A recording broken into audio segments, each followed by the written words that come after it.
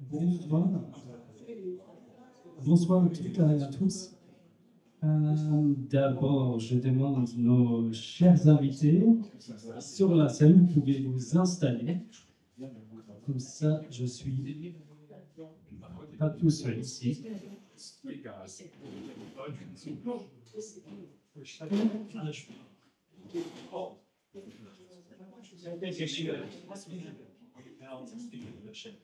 Bonjour, bonsoir. Il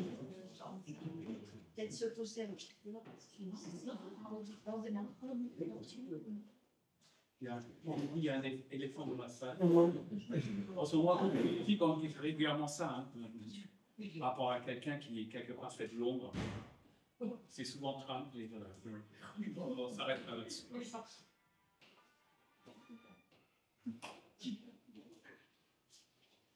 Super, je pense qu'on peut commencer ce soir.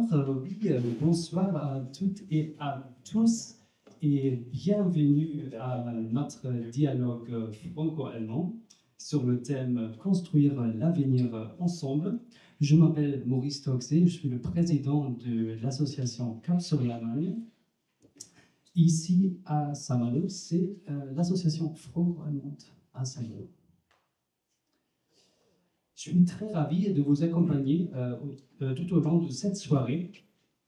Tant que modérateur, ce soir nous sommes réunis pour parler d'un sujet très important qui nous concerne tous.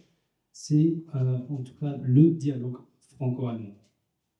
Mais pourquoi est-ce que c'est si important?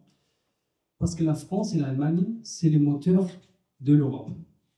Aujourd'hui, face aux crises géopolitiques, aux défis climatiques et la nécessité de renforcer notre souveraineté européenne, une question se pose. Comment pouvons-nous agir ensemble pour construire un avenir commun? Comment renforcer notre sécurité et notre défense? Comment innover pour une économie compétitive et durable? Comment gérer l'immigration et protéger nos valeurs tout en assurant la sécurité de nos citoyens? Et surtout, comment faire en sorte que cette coopération ne reste pas une simple affaire de gouvernement, mais devienne une réalité concrète, vécue au quotidien? La réponse, elle est simple. Cette coopération, elle commence ici. Elle commence à Saint-Malo. Elle se vit dans nos villes, nos écoles, nos associations. Grâce à des projets comme les échanges scolaires ou les jumelages entre nos communes, nous montrons que l'Europe se construit aussi par le bas, par des initiatives locales et citoyennes. Ce soir, nous allons explorer ces questions ensemble. Voici, on verra comment se déroulera notre soirée. Alors, d'abord, on va commencer avec un échange avec nos invités qui partageront leurs expériences et leurs visions. Et ensuite, on va ouvrir la discussion à la public. Donc, vous allez avoir l'occasion de poser vos questions à nos invités. Une petite information d'abord. Comme vous avez certainement vu sur l'invitation, on n'a pas 4 invités malheureusement ce soir. Madame Blossfeld-Cressin, elle ne pouvait malheureusement pas venir ce soir parce qu'elle m'a annoncé qu'elle est malade. Donc c'est dommage, mais c'est comme ça. Donc on va faire cette belle soirée ensemble avec ces 3 invités que vous voyez ici. Pour aborder ces enjeux, nous avons l'honneur d'accueillir 3 personnalités formidables, quand même, on peut le souligner, et surtout des personnalités très très engagées dans cette coopération franco-allemande. Alors, je vais commencer par... Ouais, ainsi. C'est le français qui nous appelle. Aussi une personne formidable. Ouais. Pas invité, mais pourquoi pas. Merci beaucoup.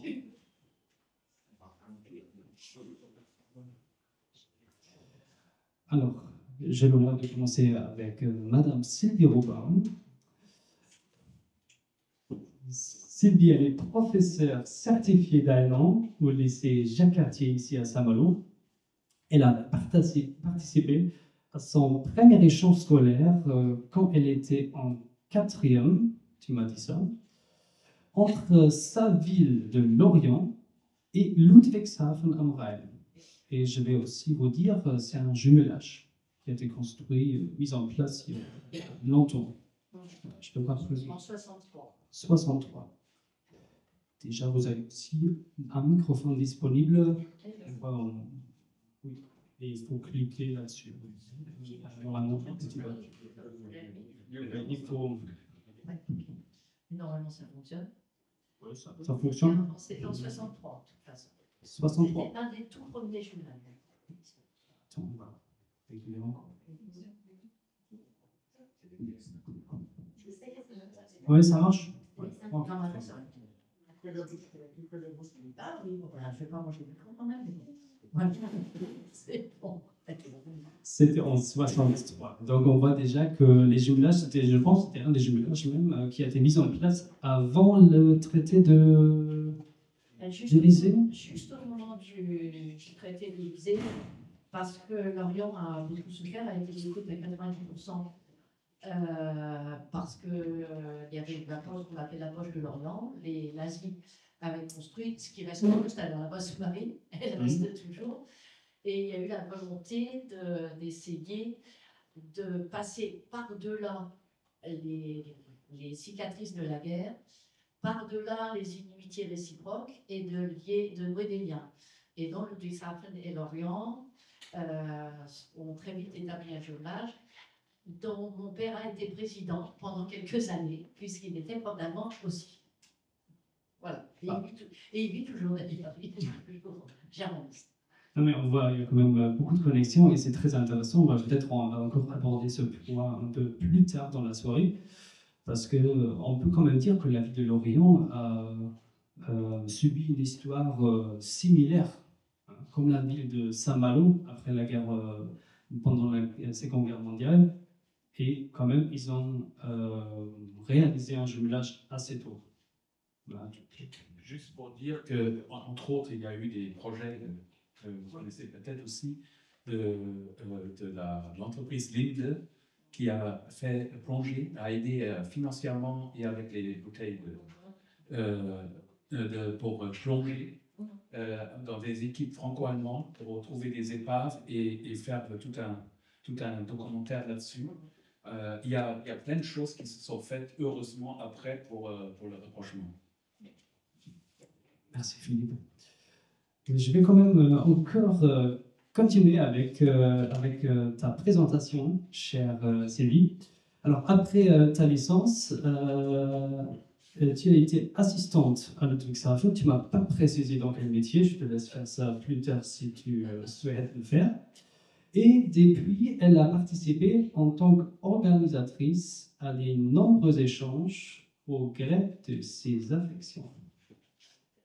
J'ai utilisé tes mots. Ah ben, je peux dire surtout qu'il y a une petite anecdote, c'est que j'ai réussi quand même à faire partir mon collège qui était à l'époque à Belle-Île-en-Mer, collège Belle-Îlois, parce qu'on a de la famille là-bas. Mon collège Belle-Îlois à faire des échanges avec un gymnasium de Ludwigshafen. Vous imaginez le choc des cultures. Les Belle-Îlois, 90 élèves dans le collège, et Ludwigshafen, à Belle-Île, il y a 5000 habitants en gros, Ludwigshafen, il y en a beaucoup plus. Et c'était vraiment le choc des cultures et ça s'est très très bien passé. Après, quand je suis partie, je suis venue sur le continent. Le jumelage n'a pas perduré, enfin, il a perduré 1 ou 2 ans, pas plus. Mais c'était vraiment super. C'était vraiment une très belle expérience. Et je peux vous dire que les Allemands à Belle-Île, eh ben, c'était la grande liberté. Je peux imaginer passer l'été sur une île comme Belle-Île-en-Mer, il y a pire. Hein, oui, et c'est souvent des découvertes, on peut dire, de la première fois, parce qu'il n'y a pas beaucoup de jeunes qui vont directement en Bretagne. Mais on va revenir sur tous les points plus tard. Merci d'être là, Sylvie. Merci, un petit applause quand même de ton permis. Merci beaucoup.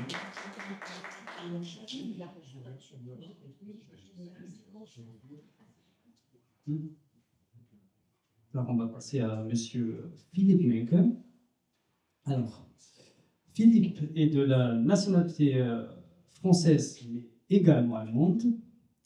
Philippe a fait un parcours de gestion des projets internationaux et était co-créateur d'une entreprise à Paris. Je pense, tu m'as précisé aussi que tu étais à Sciences Po Paris.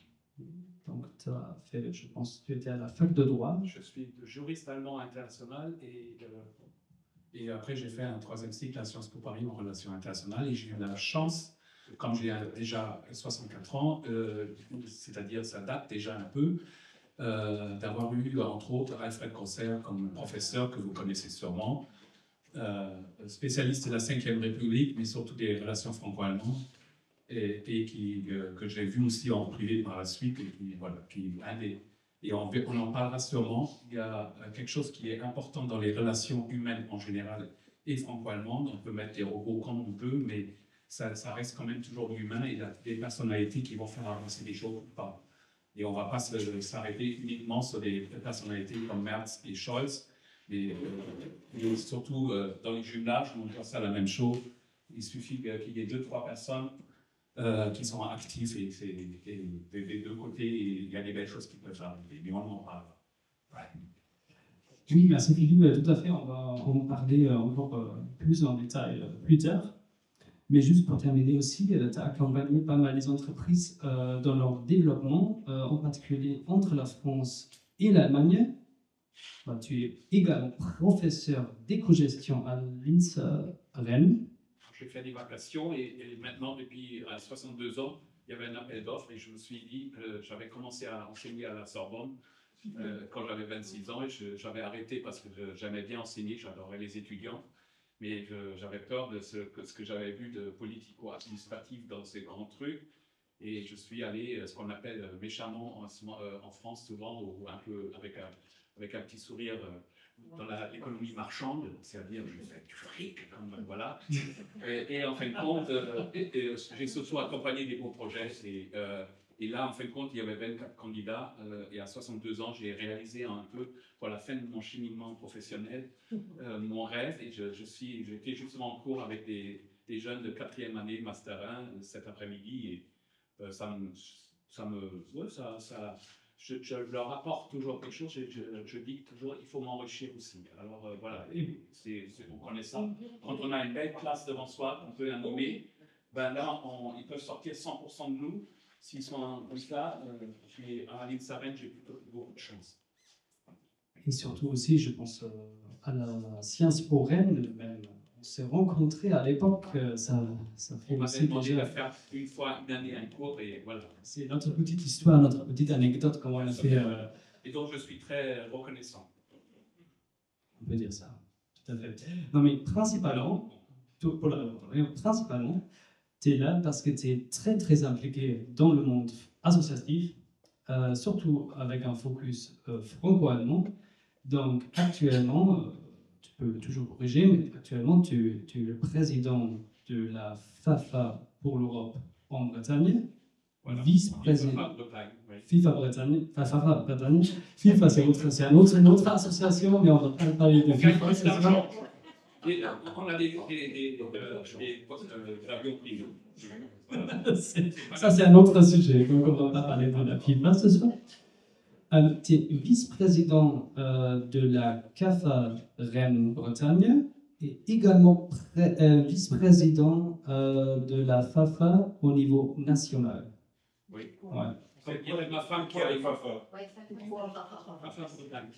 Et FAFA pour l'Europe. Ça, c'est en fait à la Fédération des acteurs du franco-allemand. Voilà. Et en fin de compte, on est surtout un acteur par rapport au comité de jumelage. Et on a des unions régionales, dont entre autres quelques-unes qui sont très très fortes, dont la Auvergne-Rhône-Alpes. et entre autres aussi la Bretagne. Voilà. Et on pourra en reparler plus tard à quoi ça sert. Et Oui, on va aller encore plus en détail plus tard. En tout cas, merci d'être venu ce soir, cher Philippe. Donc, aussi un petit applaudissement pour toi.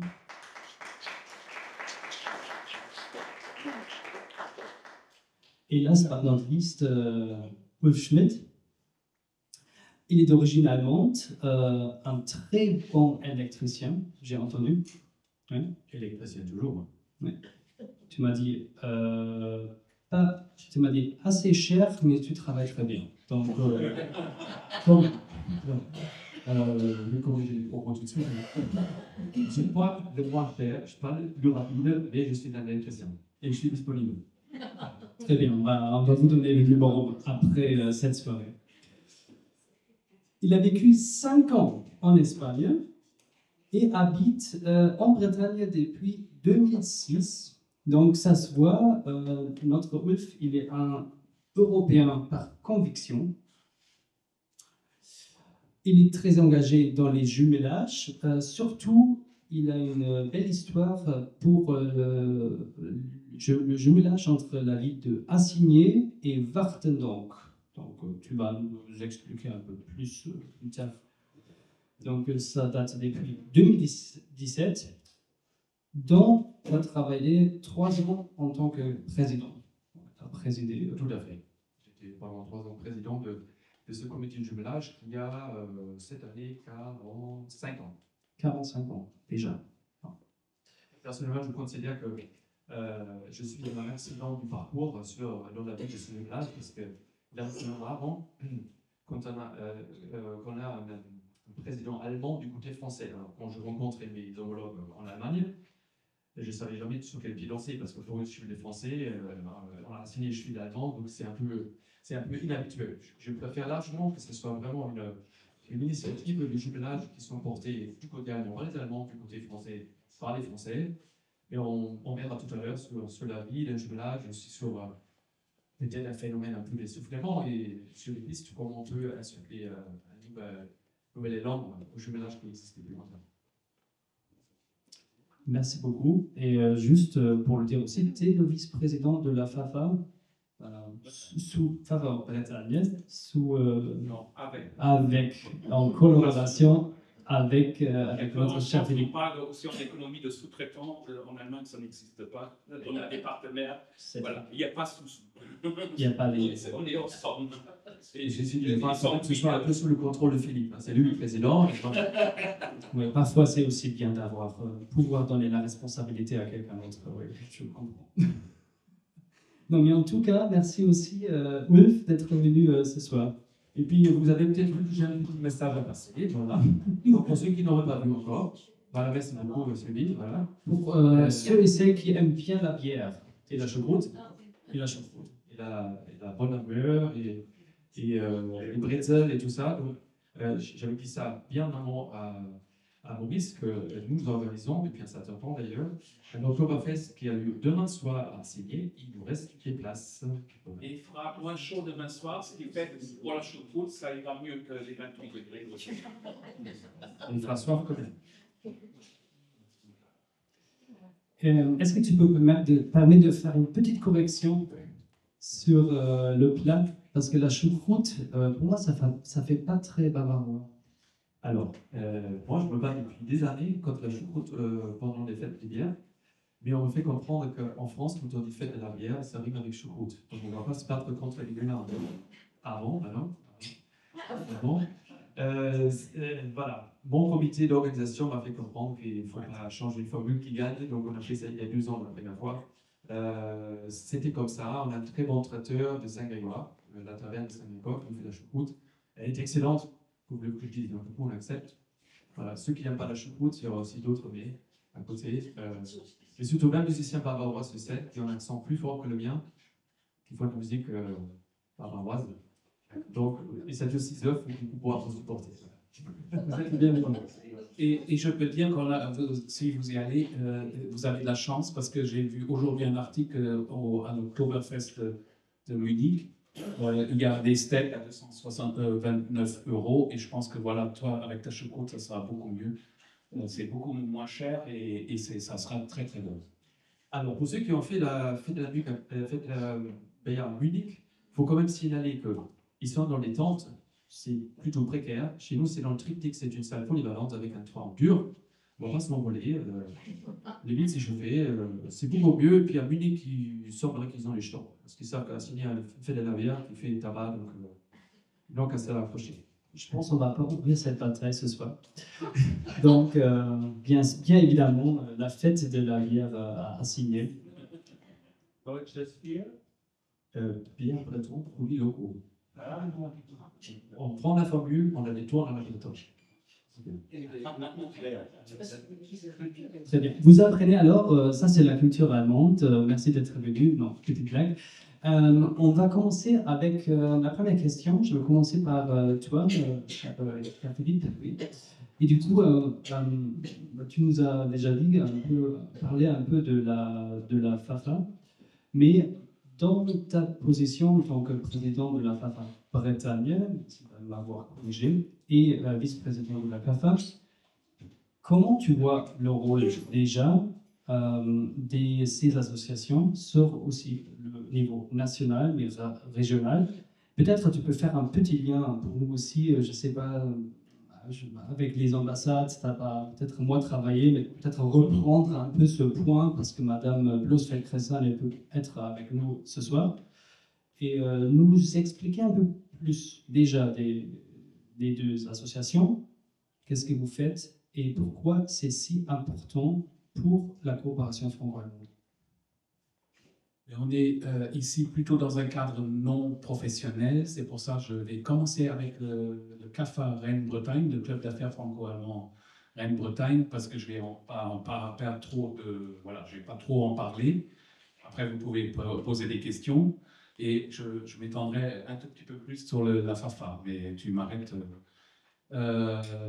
En tout cas, le club d'affaires franco-allemand Rennes-Bretagne a été créé en 2010. J'étais un des co-créateurs, j'étais longtemps vice-président, président, et j'ai trouvé qu'à un moment, il faut passer la main. Et ma vice-présidente, Régine Gérard, formidable entrepreneuse, qui a pris les rênes. Et en fin de compte, on s'intègre dans un réseau de 24 clubs d'affaires franco-allemands entre la France et l'Allemagne, dont le PSG, le Bayern Munich sont... pour parler football encore une fois, une seconde, c'est naturellement, alors il ne s'appelle pas CAFA, mais CEFA, le Centre économique, franco-allemand à Paris. Alors, comme la France est très centralisée, vous avez tous les grands groupes, Bosch, etc. Alors, nous, on est un peu comme le Stade Rennais, on essaie de tenir le bout, et on travaille quand même ensemble, et on a environ 2500 membres à travers les 24 clubs.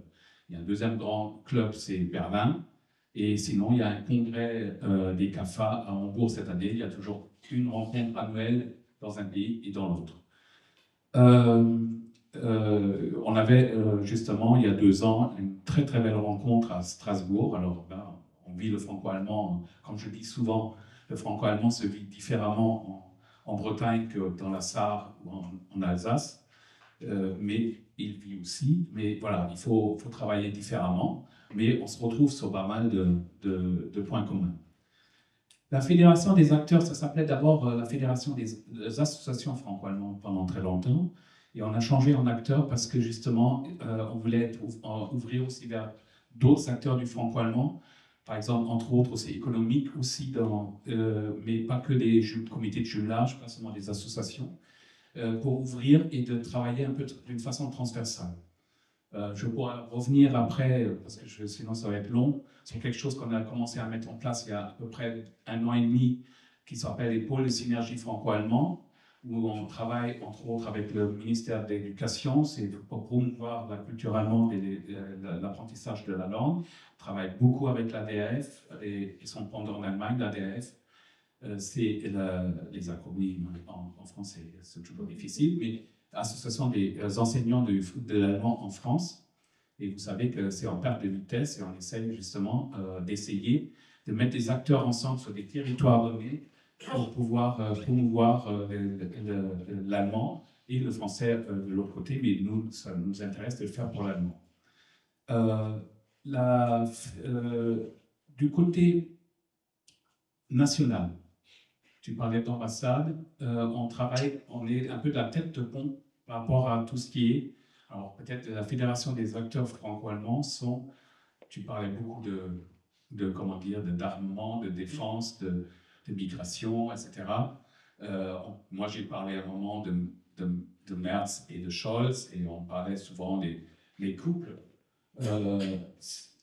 Nous, on est plutôt, comment dire, on représente le franco-allemand sociétal. Alors, on n'est pas les seuls. À Rennes, par exemple, pour donner un exemple concret, il y a le centre franco-allemand, le CFA, rue Saint-Hélène, qui fait un formidable travail, par exemple, ensemble avec l'Institut Goethe, ils sont certifiés Institut Goethe. La même chose pour la Maison de l'Allemagne à Brest. Voilà. Et nous, on essaye de travailler avec tous ces acteurs, de les mettre autour de la table. On travaille avec la ville de Rennes, on travaille avec d'autres villes aussi. On fait, c'est vrai que ça, c'est au niveau Bretagne. Et au niveau national, on a des entrées auprès de l'ambassade allemande, à la Chambre de commerce franco-allemande. On tisse des liens. Le président actuel, c'est Jean-Michel Prats, il est dans une position de direction à la Chambre de commerce à Paris, et en fin de compte, comment dire, très très impliqué dans tout ce qui est tissu associatif. Il est en même temps président de la communauté de jumelage au Chesnay, à l'ouest de Paris. Et on est plusieurs, venant de différentes régions, qui sont au CA et aussi au bureau de cette entité nationale. On travaille aussi avec l'organisation sœur, c'est la VDFG en Allemagne, la Vereinigung der Deutsch-Französischen Gesellschaften, qui ne représente pas, alors je ne vais pas rentrer dans les détails, les jumelages en Allemagne, mais les Deutsch-Französische Gesellschaften, c'est des associations qui, dans des villes, dans des communes, dans des collectivités, se sont créées pour promouvoir la culture française. Et souvent travailler avec les instituts français ensemble, etc. Ça peut aller ensemble avec un jumelage, mais ce n'est pas obligatoire. De notre côté, avant tout, c'est des jumelages. Mais on travaille depuis des années ensemble, et on organise une fois par an, là aussi, pas seulement les cafards, un congrès national, ou là c'est transnational, une fois en Allemagne, une fois en France. Et cette année, ça sera à Nantes, du 17 au 19 octobre, ce qui fait que c'est pas trop loin pour les Bretons, et ça peut être très intéressant. Et je crois que toi, tu montreras après, justement, il y a un site internet, vous pouvez vous inscrire, en tout cas, on pourra en reparler. Je vais peut-être m'arrêter là-dessus. Au niveau de Bretagne, on organise des rencontres entre le CA de la FAFA Bretagne, avec des comités de jumelage, mais sur le territoire. Le dernier qui a eu lieu au mois de juin à Pont-Aven, avec surtout des comités de jumelage du Morbihan et, du Finistère, et où on a eu des échanges. Dernière chose, moi, depuis, mais on est tous bénévoles, j'aurais voulu que ça sorte déjà il y a un an. Je suis arrivé il y a maintenant 1 an et demi en tant que nouveau président de la FAFA Bretagne. J'étais déjà à la FAFA pour l'Europe, vice-président. Et j'ai tout de suite mis en place la création d'un site web. Et en fin de compte, ça prend le temps que ça vaut, mais en fin de compte, de plus en plus, et pas seulement depuis le Covid, et surtout si on veut atteindre une autre génération, rien contre les vieux, moi inclus, il faut essayer de faire une communication qui s'adresse autrement à des plus jeunes.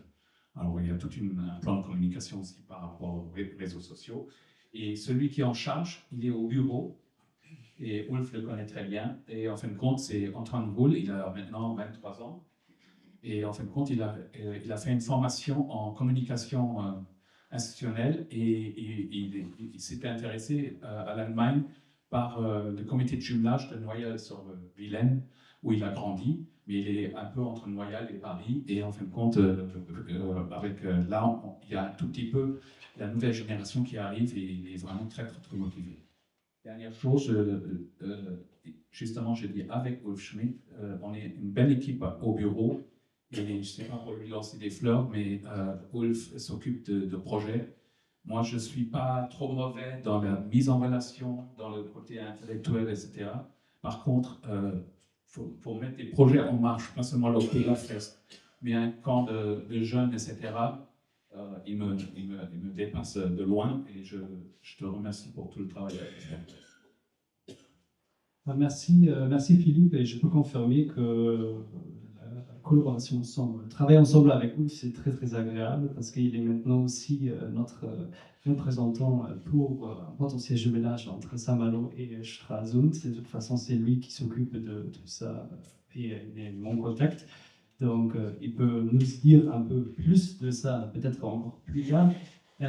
Si tu peux me permettre une petite question additionnelle, ça m'intéresse parce que en fait, tu as dit que le VDFG, c'est ça, le Vereinigung der französischen Gesellschaft, c'est qui en Allemagne en fait qui gère ou qui aide les comités de jumelage, qui gère ça? Est-ce que tu as une idée? Qui est vraiment focalisé sur les jumelages? Non, je sais que de temps en temps, il y a la VDFG qui est là-dedans, mais il n'y a pas vraiment une... Ils font ça tout seuls. Voilà, tout à fait. Juste, après, il faut dire quand même on est bien entouré, vous le savez sûrement aussi bien que moi. On reparlera seulement, il y a des organismes, nous on est bénévoles, mais on se frotte et on collabore dans le meilleur sens du mot avec des institutions et ce que j'appelle des professionnels du franco-allemand.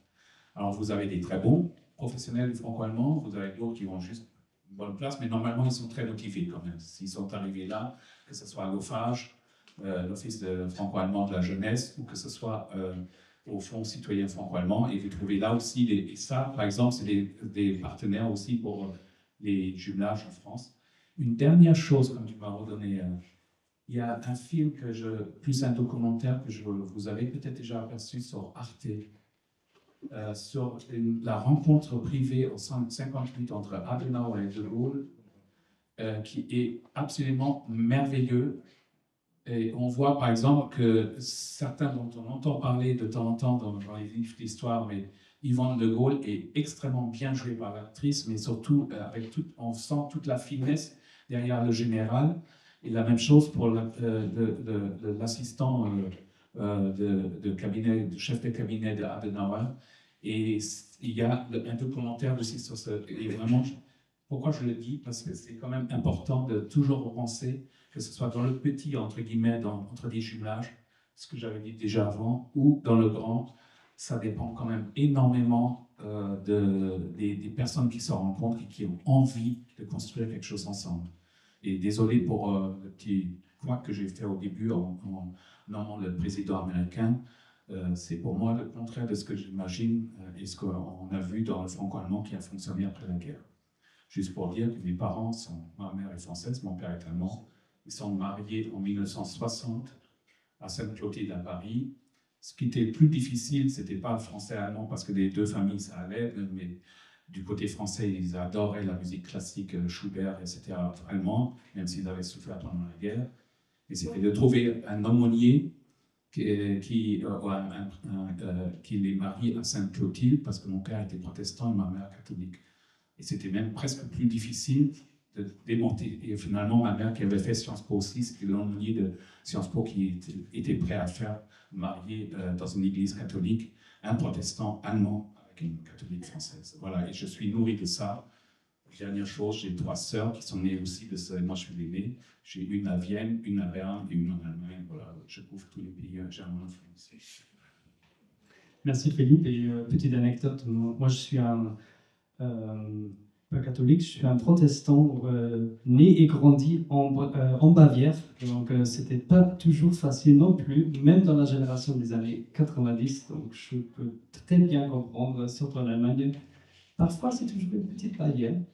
Mais c'est comme ça.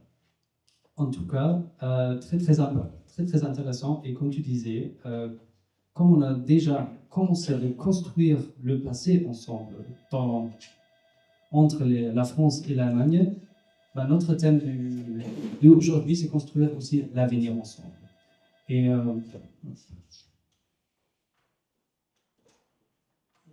oui, je sais, il n'y a pas de souci.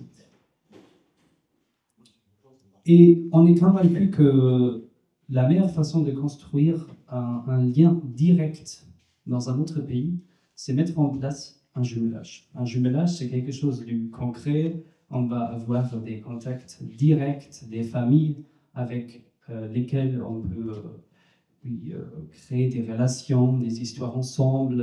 On va avoir des amis. Et donc, je vais passer à notre Ulf Schmidt avec une simple question, mais peut-être elle n'est pas si simple. Pourquoi les jumelages sont si importants pour les gens, pour les jeunes, pour la construction du couple francophone? Alors, je vais répondre à ta question très pertinente en 2 temps.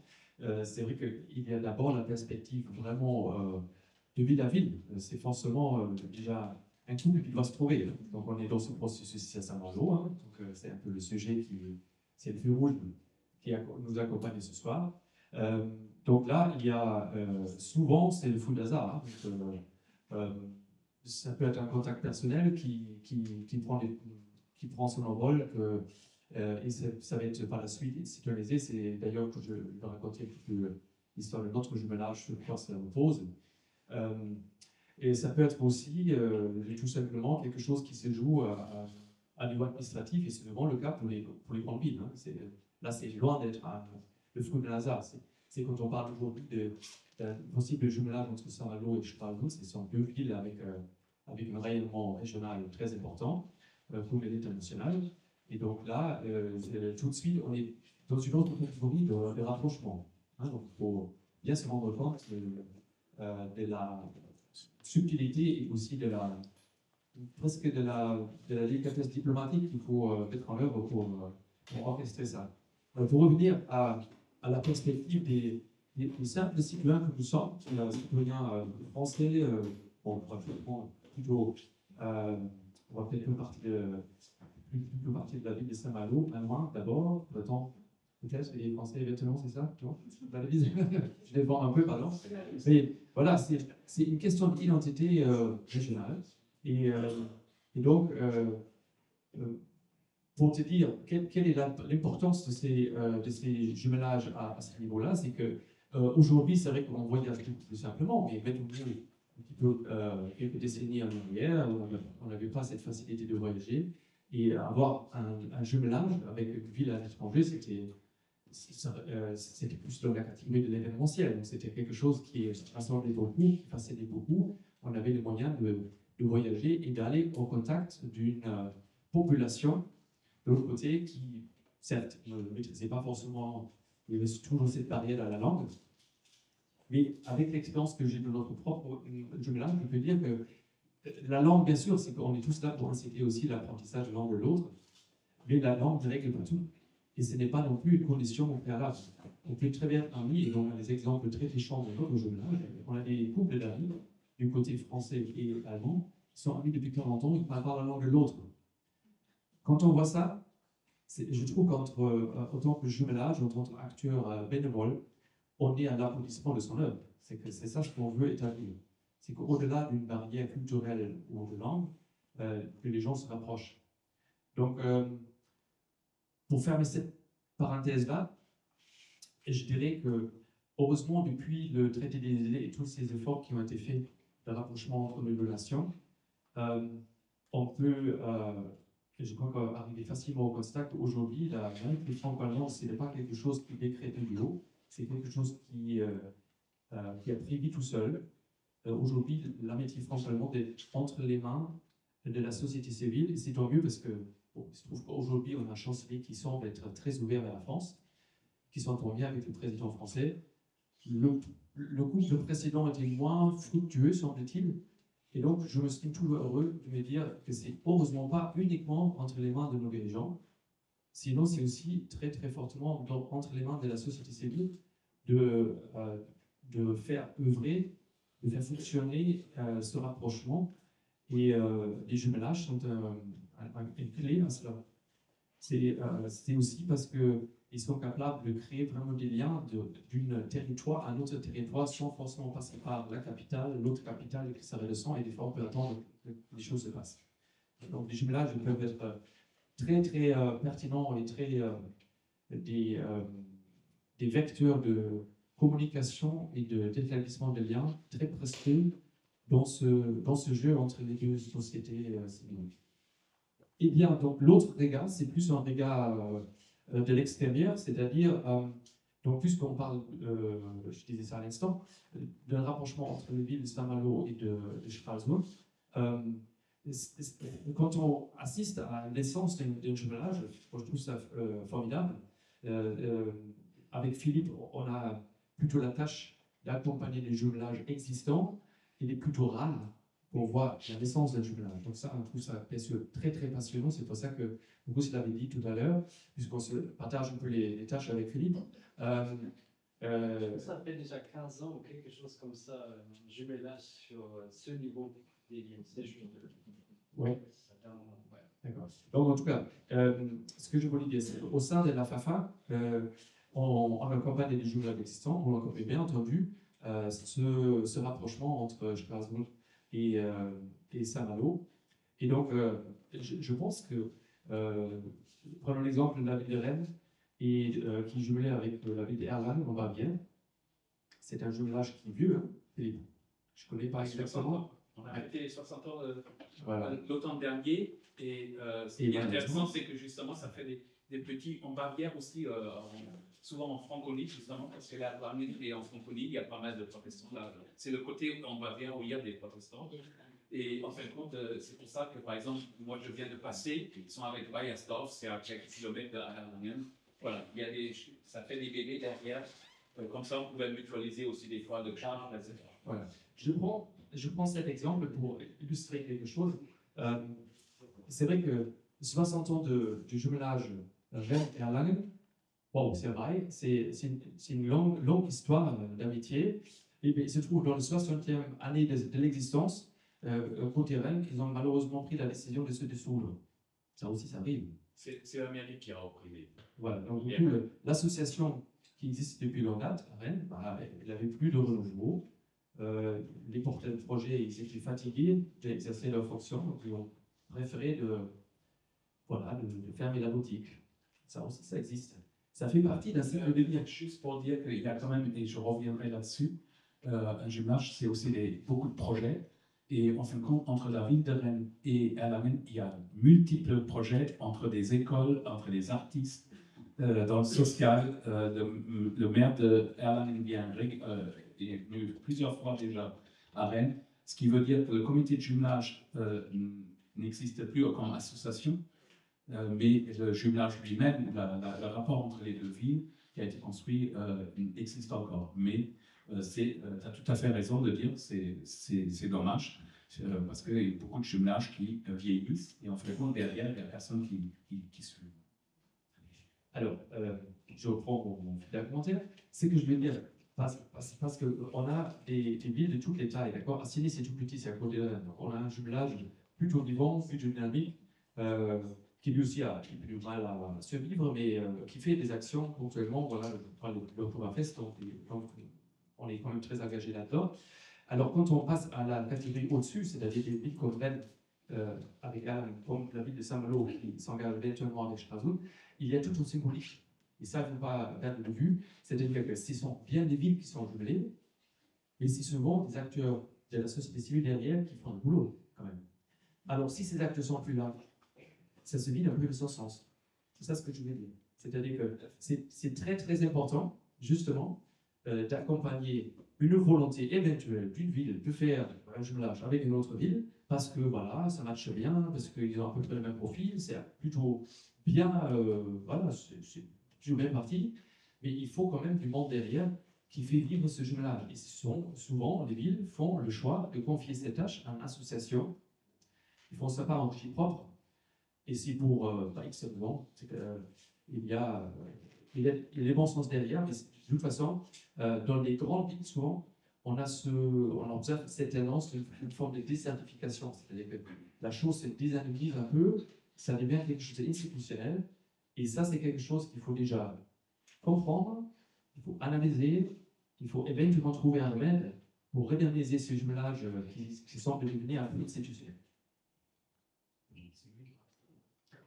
Oui, on va revenir sur ça, mais merci Wolf pour toutes les précisions, parce que je trouve que c'est quand même assez important d'aller encore en détail et de souligner que c'est vraiment l'engagement et dans la longue durée qui est important, et c'est surtout les associations et oui.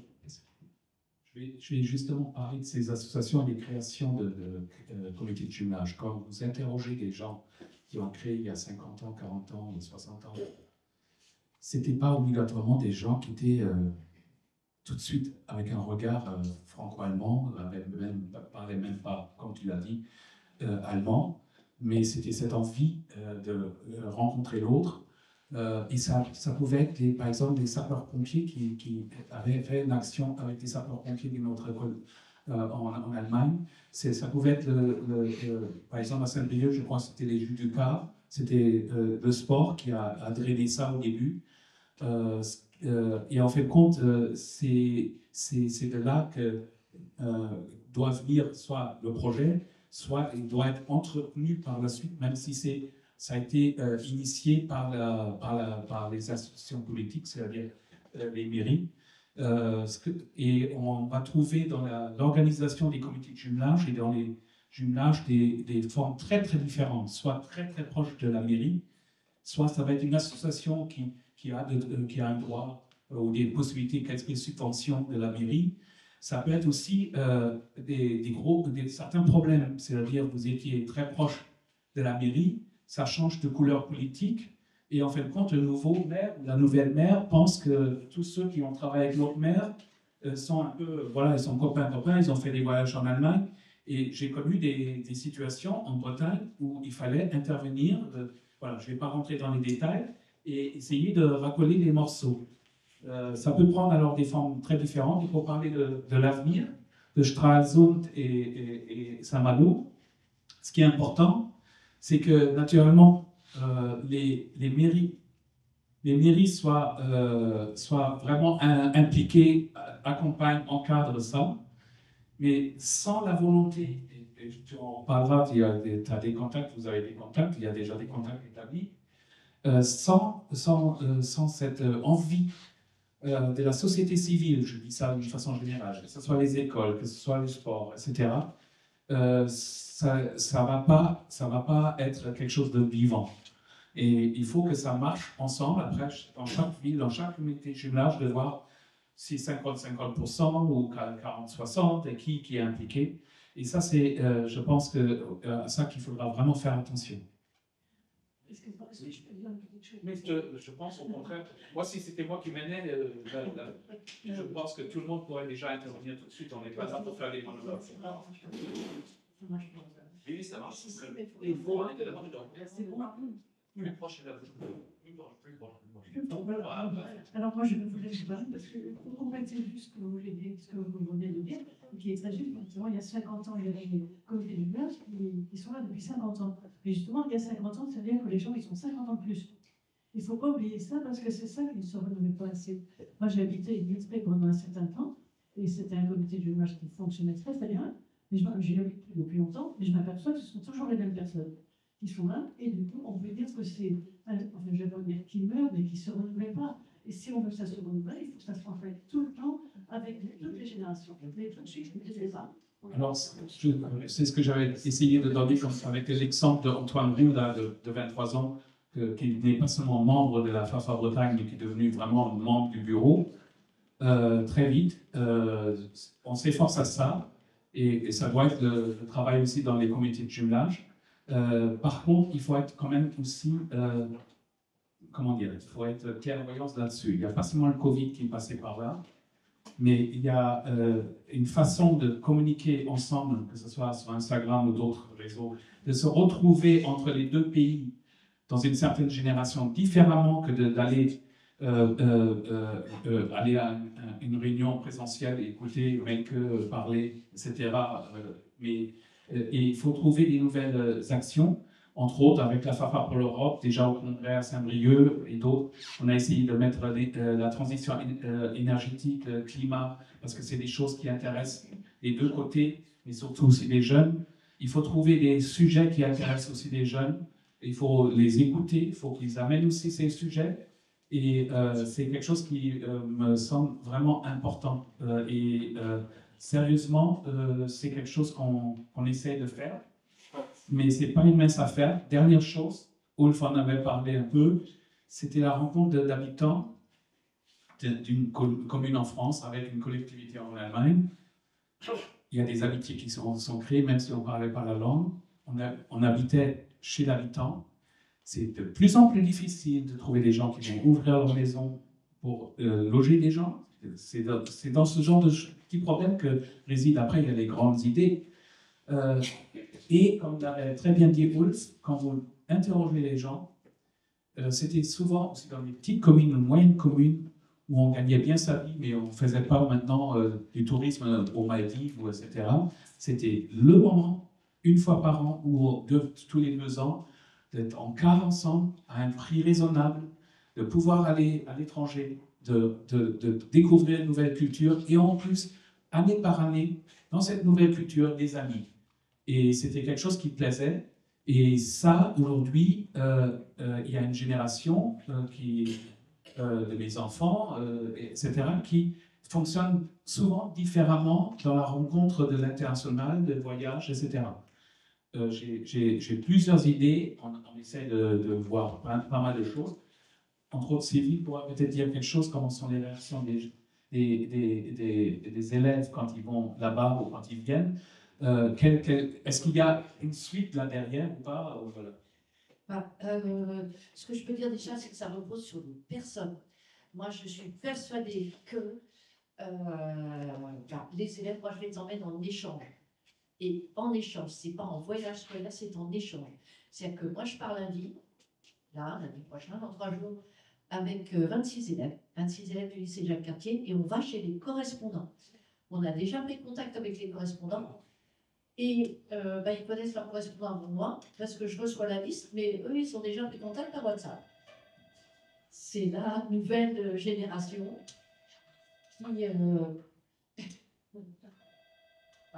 Ça aussi, c'est la nouvelle technique du Galcanipan.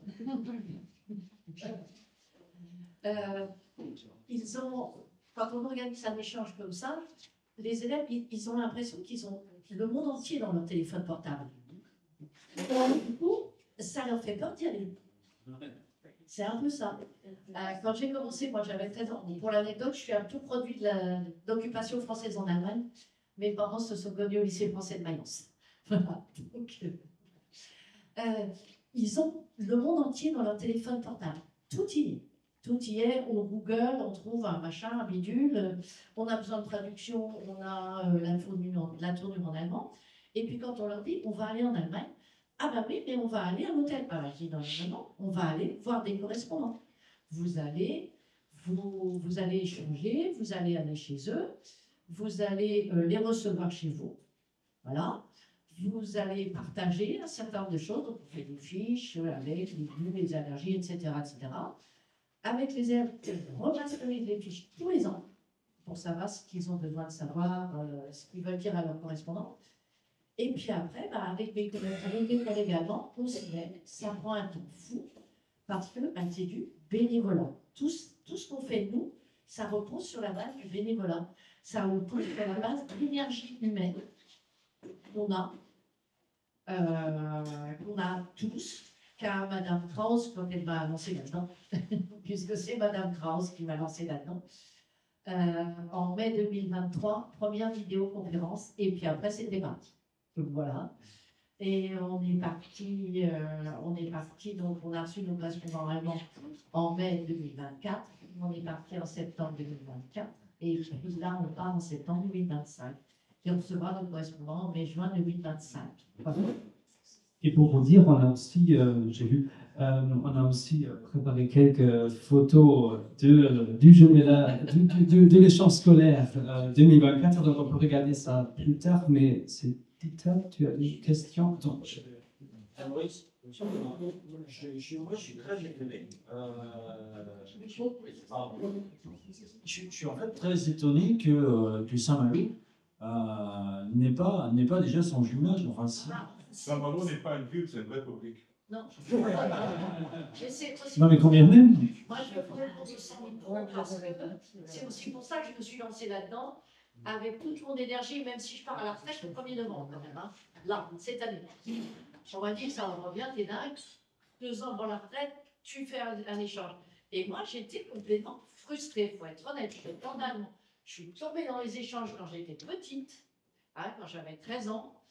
Et je regardais autour, alors il y avait Dina Pamberg, il y a Pleurtuis Bamba, il y a Dol de Bretagne, il y a Cancale à Wittgenstein, et Saint-Malo, il n'y avait rien. Alors, moi, je me dis, mais je fais comment? Moi, je voudrais bien. Donc, il y a eu des écoles, des collèges à Saint-Malo qui ont établi des échanges avec le Pédagogisches Institut de Bateau de Sperre. Il y avait le collège Charcot à l'époque, donc je me suis lancée là-dedans. Je suis partie parce que j'étais professeur à Charcot. J'étais professeur au collège du Guétrouin. Je me suis greffée sur le collège de Charcot, sur l'échange de Charcot. Je suis arrivée professeur à Jacques-Cartier. Je me suis greffée sur l'échange de Charcot. Et puis, après, pour des raisons de santé, on s'est arrêté là. Ça s'est arrêté parce que moi, j'avais quelques petits problèmes de santé, ma collègue allemande aussi.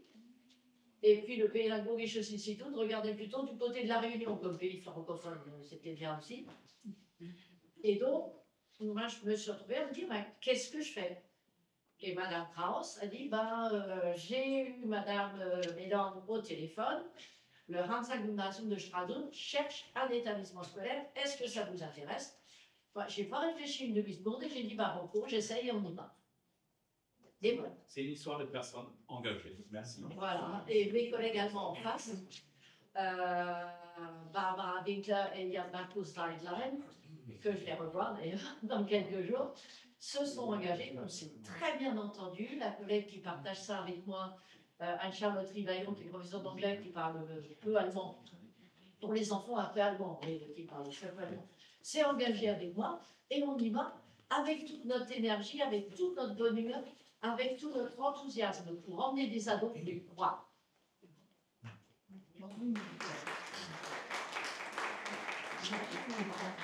Je voulais dire une chose pour votre expérience, parce que moi, ça fait 55 ans que je suis un jumelage. Il y a un autre jumelage, le Plaguet, oui. Avec une ville allemande qui s'appelle Lett. J'avais plus le nom. Ça marche très bien. Et pourquoi ça marche très bien? Parce que c'est une petite commune. Et moi, ça fait plus de 50 ans, 45 ans de double nationalité, donc français, allemand, et j'habite à Saint-Malo. Donc voilà, et je vais faire traducteur pour la ville de Rennes, pour les municipaux. Et je trouve que c'est lamentable. Lamentable. Parce que j'étais là-bas, donc Qu'est-ce qui est lamentable? la réception à Erlangen, parce que je les accompagnais à Erlangen, vous avez raison, mais c'était dans une auberge jeunesse. Mais c'était quand? Oh, il y a une dizaine d'années. Oui, parce que là, Les municipaux de Rennes, ils sont partis avec une lettre de M. Hervé, voilà, le maire. Ah, Non, mais c'est le maire là, c'est pour ça. Je ne sais pas si c'est Hervé ou et mon ami, il était dans les municipaux. Il m'a dit, tu parles allemand, tu fais la traduction. Je lui ai dit, pas de problème, c'est pour moi facile. Donc, c'était une réception par le maire là-bas, même pas le maire, c'était le deuxième maire là-bas, dans le berge jeunesse. Mais ce n'était pas l'accueil dans une famille. Qu'est-ce qu'il a fait le maire? Il nous a donné un sac de jetons pour la bière, de la fête de la bière. Oui, mais tout le monde était content. Mais je peux vous garantir que depuis Hervé, c'est déjà depuis un bon bout de temps. Non, mais c'est pas Hervé. C'était qui alors? C'était juste après Hervé. Les Lavaux, alors. Ouais. Mais depuis, c'est il y a 15 ans presque. Voilà. Oui, mais je peux vous dire que depuis, il y a des choses qui sont vraiment bien. Voilà, je suis de la ville de Rennes, je ne peux pas les défendre à tout prix, mais. Non, mais il y en a d'autres. Par exemple, la Fafa, je l'ai appris l'année dernière avec ce jus-là de Plaguet.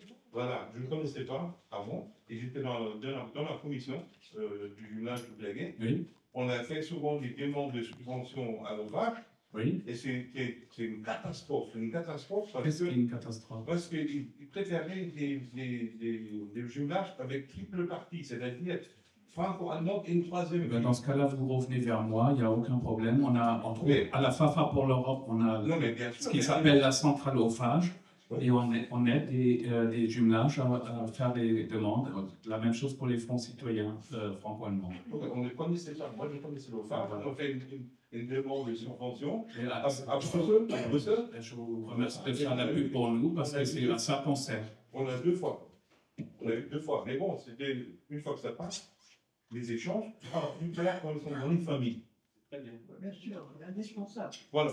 Mais je suis bien d'accord avec vous. Est-ce que j'ai dit que c'était de plus en plus difficile Oui. de le faire? Oui. Parce que de plus en plus, en partie, les gens ont de plus en plus de mètres carrés, mais ils ont moins de volonté d'ouvrir que ce que c'était encore dans les années 50, 60, 70. C'est un fait.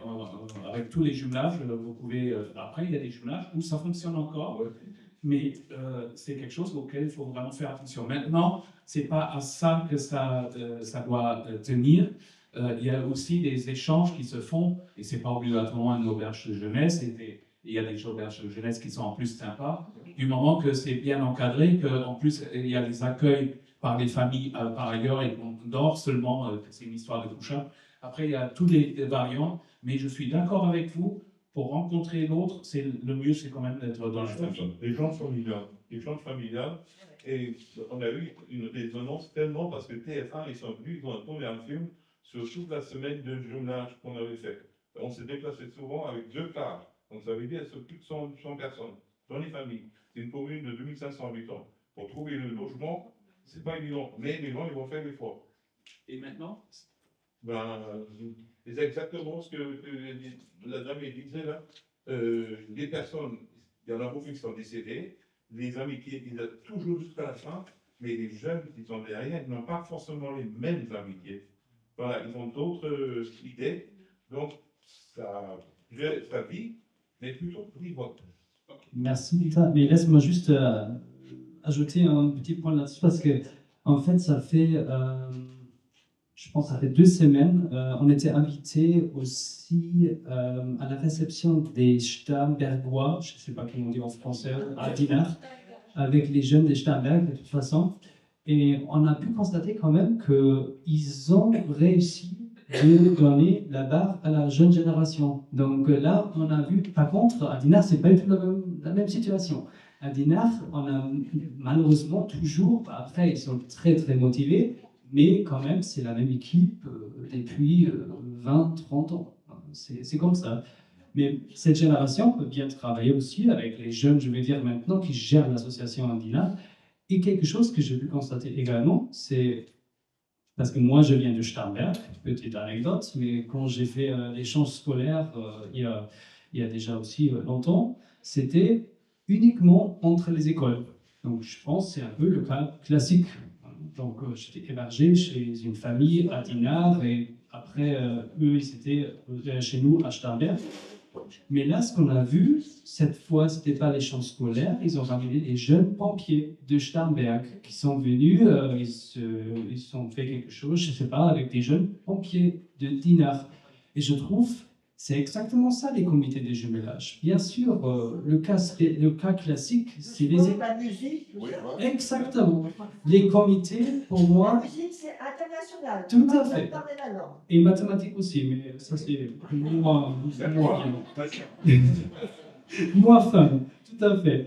Mais de toute façon, je vois les comités de jumelage comme est-ce qu'on peut dire ça en français, les catalysateurs qui diffusent un peu, je veux dire, qui sont le point central à chacun, chacune qui est intéressé par notre culture et qui va trouver le bon contact à l'autre côté et organiser également la rencontre sur place.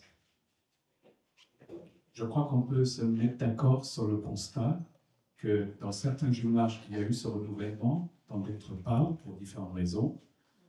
Moi, personnellement, si je suis impliqué dans tout ça, des fois, il y a un peu trop d'associatifs et des cloche-mères aussi dans les discussions, pas ici, mais pour régler des choses. Moi, j'ai mon réseau franco-allemand, professionnel, privé, je vous l'ai dit, j'ai de la famille un peu partout en Europe, et c'est vrai que je n'avais pas besoin de ça, mais à un moment, je me suis dit, Et si toi, franco-allemand, en Bretagne, c'est ma femme allemande qui a une entreprise qui nous a balancé en Bretagne de Paris. Voilà, c'est un peu une anecdote un peu bizarre, mais et je connaissais 0 personne quand je suis arrivé en Bretagne parce que ma famille française est dans l'arrière-pays de Nice, où je passais toujours mes vacances à Vence et à Aise Village, voilà, juste pour planter le décor. Et c'est vrai que je me suis dit, mais si toi tu ne fais pas ça, à qui on va demander? Et moi je sens que voilà, je suis, pour des gens de 80 ans, je suis encore un jeune, mais je viens d'avoir 64 ans, et c'est vrai que j'essaye que ça se renouvelle aussi au niveau de la FAFA Bretagne. Je regarde avec les jumelages qu'est-ce qu'on peut faire. Je pense sérieusement que dans chaque jumelage, il faut voir où il y a peut-être une cheville ouvrière qui pourrait être intéressée. Ça sera plus... C'est comme le projet européen. Le projet européen, c'était avant tout un projet de paix. Naturellement, il y a eu l'acier, il y a l'union économique, etc., qui sont greffés petit à petit dessus. Mais c'était un projet de paix parce que les gens en avaient ras-le-bol après toutes ces guerres. En tout cas, pas mal de gens. Et assez pour se retrouver. On a bien entendu ce qui se passe avec l'Orient. Et c'est vrai que c'est la même chose pour le franco-allemand. Et ça se perd un tout petit peu. Parce que juste dire, voilà, pour la paix, il y a une génération qui est venue derrière qui va dire, oui, pourquoi pas, mais nous, on a d'autres soucis. Je vous avais parlé du climat, c'est l'emploi, c'est plein de choses, c'est la formation. Et ça, mais quand même, ça reste quand même... et quand on voit comment... Parce qu'en ce moment, on n'ose plus parler trop de politique et de ce qui se passe géopolitiquement. Mais sérieusement, mon père a 94 ans, c'est-à-dire il a vu pas mal de choses dans sa vie. Quand je discute avec lui, je ne veux pas faire des comparaisons, mais ce qui se trame est quand même pas très très beau à beaucoup d'égards, mais il y a partout des beaux projets et des belles initiatives. Et je trouve que c'est un petit filon, comme ça, franco-allemand de la société, et que j'ai envie d'arroser très modestement, même si j'ai des titres président, vice-président, un peu, mais d'essayer de dynamiser avec d'autres. Et quand j'entends ça, je vais ressortir de la salle, je vais retourner ce soir à la maison, et je me suis dit, je vais me dire qu'il y a vraiment des gens, on n'est pas seul, et c'est ça que sert aussi ce genre de réunion, c'est-à-dire de sentir on n'est pas seul dans ce truc-là. Et voilà, et vous pouvez je ne vais pas chaque fois trouver les solutions en tant que président de la FAFA ou vice-président, mais vraiment vous pouvez vous adresser, et Maurice le sait, à moi, mais à toute l'équipe, pour essayer de trouver des solutions. Ce ne sera peut-être pas toujours moi qui trouvera la solution, mais dernièrement, on a encore retrouvé une solution par rapport au chauffage. Après, voilà. Je pense qu'il faut arroser cette plante qui ne doit pas mourir, c'est-à-dire l'amitié franco-allemande, parce que derrière, c'est pas seulement 40% de PIB européen qui sont derrière, mais c'est des êtres humains. Et sérieusement, sans vouloir peindre en noir, il y a pas mal de belles choses, mais si ça tombe, et je ne vais pas faire de la politique partisane ici, mais des deux côtés, s'ils veulent remettre des murs, parce que c'est d'abord moi, MAGA France, MAGA Allemagne, voilà, on aura des soucis à faire, et ça c'est ma dernière phrase par rapport à ça. Il y a une des raisons pourquoi je reste là-dedans, je me suis dit, j'ai pas envie de rester sur ma terrasse à lire, je ne sais pas, un beau livre, et à entendre les nouvelles qu'en fin de compte ça marche mal, et que je vais juste regarder ça. Alors, je ne vais pas être un grand acteur, mais j'ai envie d'être avec les autres, avec vous, un acteur que si ça arrive dans 2-3 ans, que ce soit un peu plus difficile, que justement peut-être là, les jumelages vont être encore plus importants, c'est-à-dire on pourra se parler, on se dira, mais moi j'ai un ami allemand, j'ai un ami français, une amie, et on peut continuer à travailler entre les lycées, même si à Berlin ou à Paris, il y a des gens qui ne veulent pas faire ça. Voilà. Oui.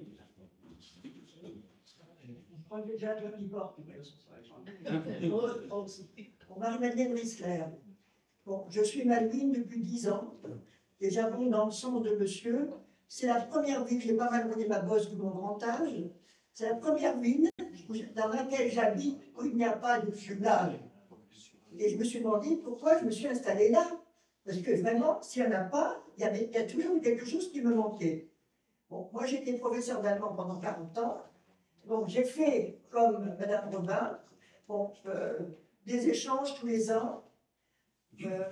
Un tas de choses. Bon, en plus de ça, je suis aussi tombée dans le FITU franco-allemand parce que mon père était dans le service de santé. Et après l'Indochine, il a été envoyé à Freiburg. Et j'ai donc été au collège de Freiburg. Et comme il était dans le service de santé, nous habitions près de l'hôpital. On n'était pas du tout dans une colonie française. Il y avait juste 2 bâtiments. Donc j'ai joué avec les petits Allemands, j'ai du patin roulette ensemble. Et j'ai participé aux prémices de l'entente franco-allemande par le général Pédron, qui nous a permis d'aller assister au Noël avec les Allemands. Pendant les vacances, parce que les vacances n'étaient pas les mêmes pour les Français et les Allemands, nous avions l'autorisation d'aller à l'école allemande. Et ça s'est formidablement bien passé. Après, l'Allemagne, j'ai habité Caen. Caen, comme Lorient, était une ville quand même très martyrisée. Nous n'étions que 5 à faire de l'allemand au lycée. Nous avons toutes fait des études d'allemand. Et dès 1963, il y avait déjà des échanges avec Würzburg. Et enfin, il n'y avait pas encore le journal officiel, mais des échanges universitaires. Et il y avait donc des échanges entre les étudiants. J'ai participé aux premiers échanges. J'ai eu 2 fois une bourse pour Würzburg et après j'ai eu un poste de lectrice à Würzburg. Et c'est à ce moment-là que j'ai rencontré mon mari, donc je suis rentrée en France. Et sinon, je crois que je suis restée là-bas. Bon, et pour vous dire tout ça, bon, après, dans la mesure où j'ai pu profiter de ces choses-là, dès que j'ai été enseignante, que j'ai eu un poste fixe, parce qu'en allemand, on bouge beaucoup de postes sont supprimés. Dès que j'ai eu un poste fixe dans la commune où j'habitais, dans la région parisienne, Montigny-le-Bretonneux, tout de suite, je me suis dit, je veux rendre ce dont j'ai profité. Donc, je me suis occupée de trouver une personne. Alors, la Bavière, c'était pas complet, toutes les communes. Enfin, la Franconie, j'ai cherché avec toutes les relations que j'avais, mais c'était déjà complet avec la passe Normandie. Voilà. Bon. Parce qu'en fait, après les jumelages de ville, ils ont jumelé les régions. Voilà. Et donc, j'ai trouvé au bout de ma rue une personne qui connaissait un Allemand. Bon, on a correspondu. C'est Kirspö, c'est une petite ville qui est à 80 km de Cologne, c'est dans le Sauerland. Et je suis partie en 82 avec mes élèves. Et en 88, on se jumelait avec Kirspö. Ça dure depuis, enfin, les contacts durent depuis 42, donc ça fait plus de 40 ans. Et la cerise sur le gâteau, c'est que je me suis laissée embarquer dans le conseil municipal de Montigny-le-Bretonneux. Et là, j'y suis aussi allée. Je ne fais pas du tout de politique. J'ai dit pas de parti, rien du tout. Pour moi, un conseil municipal, c'est l'intérêt des habitants qui compte, c'est pas la politique. On s'en fiche qu'on soit vert, jaune ou rouge. Et là, quand j'ai vu le maire, quand il avait quand je me suis présentée à lui, il est venu chez nous parce qu'on a installé le téléphone ce jour-là. Au moins, il y avait un jour de congé. Et je lui ai dit, moi, si je rentre au conseil municipal, c'est pour un jumelage. Il m'a dit, OK. Bon, il a tenu parole, puisqu'il fallait attendre la communauté grandissait. Quand Montigny-le-Bretonneux, ça fait partie de la ville nouvelle. Quand on est arrivé en 77, il y avait 2500 habitants. Quand on en est reparti 30 ans plus tard, il y en avait 36 000. Il fallait attendre que ça se stabilise. Et en 88, on a fait le jumelage. Et après ça, je me suis occupé de 5 jumelages. Et ça fonctionne très bien. Très, très bien. Le seul problème, c'est avec l'Italie qui a été fait après mon départ, parce que, justement, je pense à ce que vous disiez au niveau des maires, quand ça change. Et là, en Italie, le maire a changé, c'est maintenant le tendance Salvini. Et là, évidemment, et ça c'est ça le grand problème. C'est-à-dire qu'il faut que les maires acceptent avec leur cœur, pas avec la politique. Si le maire change, on ne doit pas s'occuper. Le jumelage, c'est un contact entre les gens. Ça doit rentrer en dehors de tout ce qui est politique. Voilà. Bon, pourrais vous dire plein de choses, mais je ne vais pas prendre la parole tout le monde. En tout cas, moi, c'est plus compliqué. J'ai déjà eu contact avec, par Alexandra. Je connais bien Alexandra. Merci beaucoup.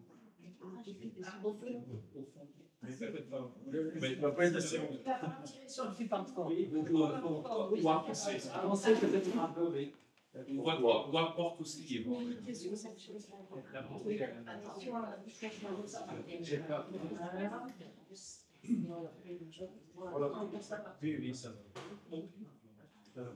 Oui, les jumelage ont été créés en gros dans les années 60 avec le traité de l'Élysée. Ils ont fait leur essor dans les années 70. C'était une époque où il y avait cette volonté absolue de réconciliation franco-allemande. J'ai assisté d'ailleurs en partie au début de ces jumelages, c'était plutôt à la fin des années 70, et donc effectivement il y avait une grande vie là-dedans. Je vous demanderais quand même, je veux dire, des choses qui ont été dites, à savoir que j'ai l'impression quand même que ça a tendance à s'essouffler quand même, hein, au niveau notamment de la participation des jeunes générations à ces comités de jumelage. Ce que je voudrais dire également, c'est qu'avec ces jumelages, il y a eu aussi un élan, une volonté aussi d'apprendre de l'un de l'autre. Et là, je trouve quand même que là, il y a un grave problème. À savoir que de plus en plus, les jeunes, et pas seulement les jeunes, vont en Allemagne, ils vont se dire on va parler anglais là-bas. Alors, je voudrais savoir, est-ce qu'il y a, au niveau de la FAFA ou autre, est-ce que vous avez des relais politiques qui pourraient éventuellement faire pression au niveau du gouvernement? Mais moi, je pense quand même qu'il y a un manque de volonté politique flagrant. Je suis désolé, à chaque fois que je vous prends la présidente de la Commission européenne parler anglais, alors évidemment, c'est un très très mauvais exemple, je trouve. Alors, est-ce qu'il n'y aurait pas quand même des choses à envisager? Parce que je vous dis, on ne peut pas non plus envisager quand même des jumelages sans en évacuer la question de la langue. Et là, moi, je trouve que là, actuellement, le compte n'y est pas. Voilà. Je peux me permettre de répondre là-dessus. Et après, oui, absolument. Non, mais. Alors, je voulais une petite réaction à chaud. C'est que si l'allemand que je suis, si je peux vous faire un compliment à vous, les Français, c'est bien l'amour que vous avez pour votre langue. Et nous, les Allemands, on a un petit problème avec ça. C'est qu'on parle tous anglais, plus ou moins, je veux dire. Oui, pas tous, mais voilà. On va bien, ils ne savent pas parler anglais. Non. Je dis que, ce que je veux dire, voilà, c'est même pas par volonté, c'est une tendance un peu forcée. C'est aussi parce qu'on n'est pas très critique par rapport au soft power américain, anglo-saxon. On fait peut-être encore moins les trucs en Allemagne. En France, il semblerait qu'il y a une loi qui oblige un certain nombre de chansons françaises à la radio, par exemple. On n'a rien de tel en Allemagne. C'est de l'anglais du matin au soir. Vous voyez? Donc, vous n'allez pas en trouver un Allemand, et surtout pas parmi les jeunes, et qui va vous dire qu'il est fier d'avoir ce patrimoine, il est fier de parler allemand, il est fier de son pays. Dans la pensée unique, si vous voulez, allemande, loin de nous, vous parlez de la grande nation, comme ici en France, on l'entend toujours. Donc cette fierté, on ne l'a pas. Donc à partir de ce constat, c'est vrai que quand on met des jeunes allemands et français ensemble, je peux constater moi-même, on a appris à plusieurs reprises des campements pour les jeunes de part et d'autre. L'anglais semble être le pont le plus valable. Dès qu'on a tourné, ils papotent en anglais, ils se montrent les choses sur leur téléphone respectif en anglais. Pour vous dire, je n'ai pas la solution. Je n'ai pas la solution à ça. Autant que je n'ai pas la solution, comment faire que les jeunes reviennent vers le jumelage. Vous avez tout à fait raison de constater que ça s'essouffle. C'est le constat que nous faisons. À titre d'exemple, j'ai été professeur d'allemand moi aussi. J'ai enseigné en lycée. Quand je suis arrivé en lycée, c'était dans les années 90. On était 5 professeurs d'allemand. Quand je suis reparti 16 ans plus tard, on était plus de 2. Il y a 600 000 élèves d'allemand en France. Aujourd'hui, on est arrivé à 150 000. C'est pour ça que le pôle synergie franco-allemand existe, d'accord? Parce qu'on fait bien le constat que, alors, loin de moi de critiquer l'éducation nationale, parce que moi, je ne suis pas français, d'accord? C'est à vous de trouver la solution. Mais je veux dire, il y aura peut-être des choses à faire, et en attendant les choses qui doivent s'imposer d'eux-mêmes, il faut peut-être aussi des acteurs de la société civile pour faire bouger les lignes, et notamment dans des gros bateaux comme l'éducation nationale. Quand tu prends un virage, voilà. Je veux dire, c'est pas les réformes qui manquent, hein, c'est qu'à chaque fois qu'il y a un nouveau ministre de l'Éducation nationale, petite réformette qui accompagne cela, et puis le grand navire doit changer de cap un petit peu, c'est des choses qui sont malheureusement souvent en bas. Eh bien, le pôle synergie franco-allemand a tout justement cet intérêt-là de mettre à côté des inspecteurs d'allemand, l'académie d'une région, peut-être un petit peu d'énergie qui vient de la société civile pour, idéalement, j'appellerais ça une fécondation intellectuelle mutuelle. Voilà, ça peut être ça peut-être. Voilà. Donc, pour revenir à nos jeunes, c'est bien sûr ça le fléau de notre temps. Le père que je suis, avec 3 garçons à la maison, on ne se met pas, ça c'est certain. Et la moitié de notre temps, c'est les conflits qui tournent autour de l'utilisation du téléphone portable. Voilà. Je ne baisse pas les bras par rapport à ça, mais c'est vrai que là, c'est pas du haut que ça peut venir, c'est pas la FAFA qui a des bonnes recettes, c'est que c'est pas une bonne recette. Donc Philippe va peut-être vous donner des pistes, mais ce n'est pas une. C'est qu'il faut que ça vienne vraiment ponctuellement dans les communes, il peut y avoir des initiatives qui portent parce que c'est cette commune-là, d'accord? Et que parce qu'il y a un historique, et on invente un événement qui fait référence à peut-être quelque chose qui a fonctionné dans le passé et on les fait revivre. Donc il n'y a certainement pas une bonne recette, mais ça c'est une de nos volontés, tous ensemble. Je veux dire, il suffit de se retourner dans le public et regarder la moyenne d'âge, on a tous envie de voir les jeunes à l'œuvre. Ils sont les bienvenus. Je peux peut-être rajouter. Wolf et moi, j'ai géré des gros projets européens dans ma vie. Je crois à la complémentarité. Et on est très complémentaires, vraiment dans le sens positif du mot. Et tu décris des choses qui sont absolument vraies et que je constate aussi. Ce que j'aimerais bien, c'est qu'on ne reste pas seulement sur le constat. Et on peut dire chaque fois, et en ce moment, il y a des discussions aussi, même au niveau allemand, en Allemagne ou en France par rapport à ça. On interdit des réseaux sociaux à présent, c'est raison, etc. On ne va pas recommencer cette discussion-là aujourd'hui. Mais c'est sûr que c'est un des aspects avec lesquels on doit travailler aussi, naturellement, dans la communication franco-allemande. Juste pour les pôles synergie franco-allemande, moi, c'est quelque chose de longue haleine. C'est-à-dire, je vous avais parlé de l'association des enseignants de l'allemand en France, avec Thérèse Claire comme présidente, etc. Mais c'est une partie du pôle. C'est venu aussi de quelqu'un, et vous me rappelez, Julie Beck-Kira, qui est en fin de compte une professeure qui a fait ses études en partie à Tübingen, qui pousse tous ses élèves qu'elle peut vers du Brigitte Sauzel, des programmes, qui le soir va encore faire des formulaires. C'est chaque fois, encore une fois, des personnes engagées comme ça qui vont pousser. Et elle est au bureau, elle est vice-présidente de la FAFA pour l'Europe. Je ne vous dis pas que d'un jour à l'autre, avec une baguette magique, on va transformer les 9% ou 10% d'apprentissage d'élèves qui font de l'apprentissage d'allemand à du 20 ou du 30%.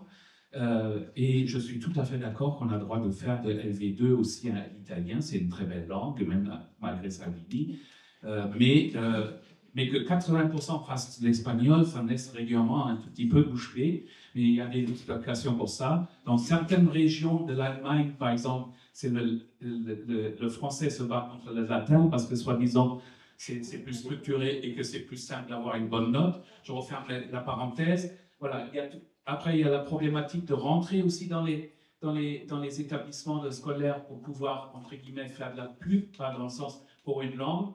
Éventuellement, moi, je ne serais pas contre qu'il y ait plusieurs associations, que ce soit pour l'italien, l'espagnol, l'allemand, et qu'on parle un peu des communications. Mais là aussi, c'est assez fermé. Alors, moi, je critiquerais quand même une partie du mammouth, c'est-à-dire de l'éducation nationale.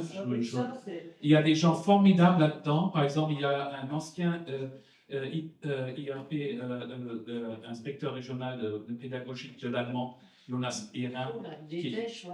Voilà, voilà. Je préfère parler de choses positives. Il était vraiment génial. Et on est en contact avec lui parce qu'il est arrivé au niveau national. La bonne nouvelle est que les trois inspecteurs nationaux pour l'allemand sont tout à fait d'accord avec notre constat, avec les publications qu'on a fait aussi sur les pôles synergie franco-allemand. Voilà, ça prend son temps que ça prend. On a déjà beaucoup de temps pour faire un budget. Mais c'est vrai que moi j'y crois encore. Il faut pas rester. Je pense qu'il y a plusieurs fillons, on a entendu. Et je pense que Stralsund Saint-Malo, c'est une bonne occasion de voir comment on peut arroser un comité de jumelage ou un jumelage naissant. Merci pour ce lien, Philippe. Et laissez-moi juste dire une dernière chose là-dessus, parce que moi j'ai fait aussi l'expérience, je vais dire, d'une autre génération qui a voyagé beaucoup, qui était quand même bien connectée aussi en Europe, qui a vécu aussi un peu dans la jeunesse déjà avec ça, et on a dû apprendre un peu à vivre avec. Et pour vous dire juste avec l'anglais par exemple, et je sais c'est un peu dommage parfois qu'avec l'anglais c'est devenu un peu la lingua franca partout en Europe. En même temps c'est très important parce que parfois pour le premier échange entre deux cultures, et imaginez vous êtes jeune, vous n'avez pas encore le temps de vraiment plonger dans l'allemand ou dans le français, c'est quand même des langues compliquées, il faut le dire. Je vais vous dire pourquoi j'ai appris la langue. La raison, elle est là, parce que ma femme, elle est française. Et en fait, finalement, ce n'était même pas le jumelage, je vais dire, entre Dinard et Starnberg qui m'a fait apprendre la langue. Mais, par contre, ça m'a fait voyager la première fois en France, hors Paris. Important quand même, parce qu'à Paris, comme capitale, c'est quand même une ville un peu plus internationale, on peut parler anglais, c'est pour le tourisme. Mais en Bretagne, ce n'était pas possible. Donc, je me suis quand même retrouvé pendant une semaine à Dinard sans pouvoir comprendre un seul mot. Et ça, quand même, je veux dire, comment dire, a planté quelque chose dans ma tête avec la Bretagne, avec ce coin ici. Et, bon, je ne sais pas, 12 ans, 15 ans plus tard, j'ai rencontré une Bretonne à Passau, dans l'est de Bavière. Et ça m'a fait finalement, ça m'a motivé finalement de venir dans le pays et après apprendre la langue. Donc, je pense qu'il faut accepter le fait que l'anglais, c'est quand même important pour le premier contact, même si c'est un peu bizarroïde comme situation, que c'est la langue d'un pays qui est sorti de l'Union européenne, qui est parlé aux États-Unis, un pays qui est sur, je veux dire, une mauvaise direction, on peut dire ça, mais ça permet quand même la communication. Et je vais essayer de faire le grand lien maintenant entre les langues et Stralsund avec un dernier sujet, c'est aussi la coopération franco-allemande, pourquoi elle est si pertinente. Une dernière phrase, c'est bien possible aussi de créer des liens entre les deux pays, parce que grâce à l'amitié franco-allemande et grâce au traité d'Élysée, on a actuellement des collaborations, des possibilités. On a l'OFLASH, on a FAFA, on a le Fonds citoyen. On a beaucoup de moyens pour rendre une collaboration possible entre nos deux pays. Ça, c'est quand même une situation unique en Europe, même, je pense, dans le monde. Donc, tout est là, et je veux vraiment aller sur ce point entre Saint-Malo, ce sujet entre Saint-Malo et Stralsund. Tout est prêt, tout est là, pour jumeler les deux villes. Hein. La seule chose qui potentiellement manque, mais là je ne peux pas savoir, c'est potentiellement la volonté ou proactivement aller politiquement vers le jumelage actuellement. On va avoir aussi des municipales, on a autre sujet, je comprends ça, c'est toujours un peu compliqué. Mais si on parle d'argent, si on parle de la motivation, tout est déjà là. Je pense qu'on a entendu ce soir aussi que c'est bien possible. Et parce que je pense tous peuvent encore dire plein de trucs là-dessus. Mais je veux faire un peu le lien encore vers Sylvie pour terminer un peu la soirée avec quelque chose, je trouve, quand même très très positif. Et c'est en fait de vous montrer un peu comment s'est passé le premier échange scolaire entre le Hansa Gymnasium à Straubing et le lycée Jacques Cartier. Et je vais te laisser la parole. Et moi, je suis celui qui gère l'ordinateur. Alors, je ne suis pas très très douée, c'est pas mon ordinateur. Voilà, donc là, vous reconnaîtrez Saint-Malo, n'est-ce pas? C'est pas Stralsund, c'est une Hansestadt, c'est de l'Amérique. Non, en fait, vous avez là l'initiatrice, parce qu'il faut être honnête, le micro est meilleur, c'est aussi la personne qui est à lui, qui est tout à fait à la base, qui est là, c'est Madame Kraus. Et Madame Kraus, merci beaucoup à Madame Kraus, qui est souffrante ce soir, qui n'a pas pu venir. C'est elle qui m'a téléphoné et qui m'a dit, voilà, il y a un établissement. Et j'ai dit, bon, et le représentant officiel de Madame Kraus est là. Voilà. Donc là, on avait Monsieur le maire, que vous reconnaissez ici. Donc c'était vraiment une photo officielle, tout le groupe franco-allemand. Nos t-shirts qui sont là ont été fabriqués parce que la flamme olympique passait à Saint-Malo, à ce moment-là. Et notre thème, puisqu'il faut un thème pour avoir des subventions avec le FAGE, il faut un thème, partout il faut un thème de toute façon. Et c'était Saint-Malo, terre de mer, terre de jeu. Voilà. Et Saint-Malo, Stralsund, terre de mer, terre de jeu. Donc nos élèves avaient fait des t-shirts spéciaux, offerts par la ville de Saint-Malo. Et on a été invités. Là, on a essayé de faire du kayak, mais il y avait trop de vent. Non, c'est pas grave. On a été invités à assister au passage de la flamme olympique à Saint-Malo, c'était très bien. Les Allemands, les collègues allemands étaient absolument ravis. On a travaillé là-dessus. On a fait des programmes, parce qu'il faut quand même faire un programme. Donc là, ça aurait dû être avec l'association qui fait du kayak à Saint-Malo. Je ne sais plus, c'était avec Jean-Pierre Rousseau que je l'avais connu. Voilà. Et oui, voilà. Et ce jour-là, peut-être que les Malouins se seraient lancés. On a essayé d'éviter de noyer les Allemands. Il y avait du vent, il y avait de la mer. Donc on a improvisé sur la plage avec ce qu'on a pu trouver au lycée. Donc là, c'est un élève français. Vous avez plein d'élèves allemands qui sont là. Et mes collègues derrière. C'était très simple. Ils étaient très contents. On s'est bien amusé. Là, c'est le passage de la flamme olympique, n'est-ce pas? On était un peu tassés sur les gradins. Mais vous avez les t-shirts blancs, ce sont tous des élèves du séjour franco-allemand. Alors, il y a un joyeux mélange entre les élèves français et les élèves allemands. Ça se passait bien, ils ne se connaissaient pas. Donc, quand on arrive au bus, on est là, c'est qui mon Corrèze, hein? Ils descendent du bus, on est là, bon.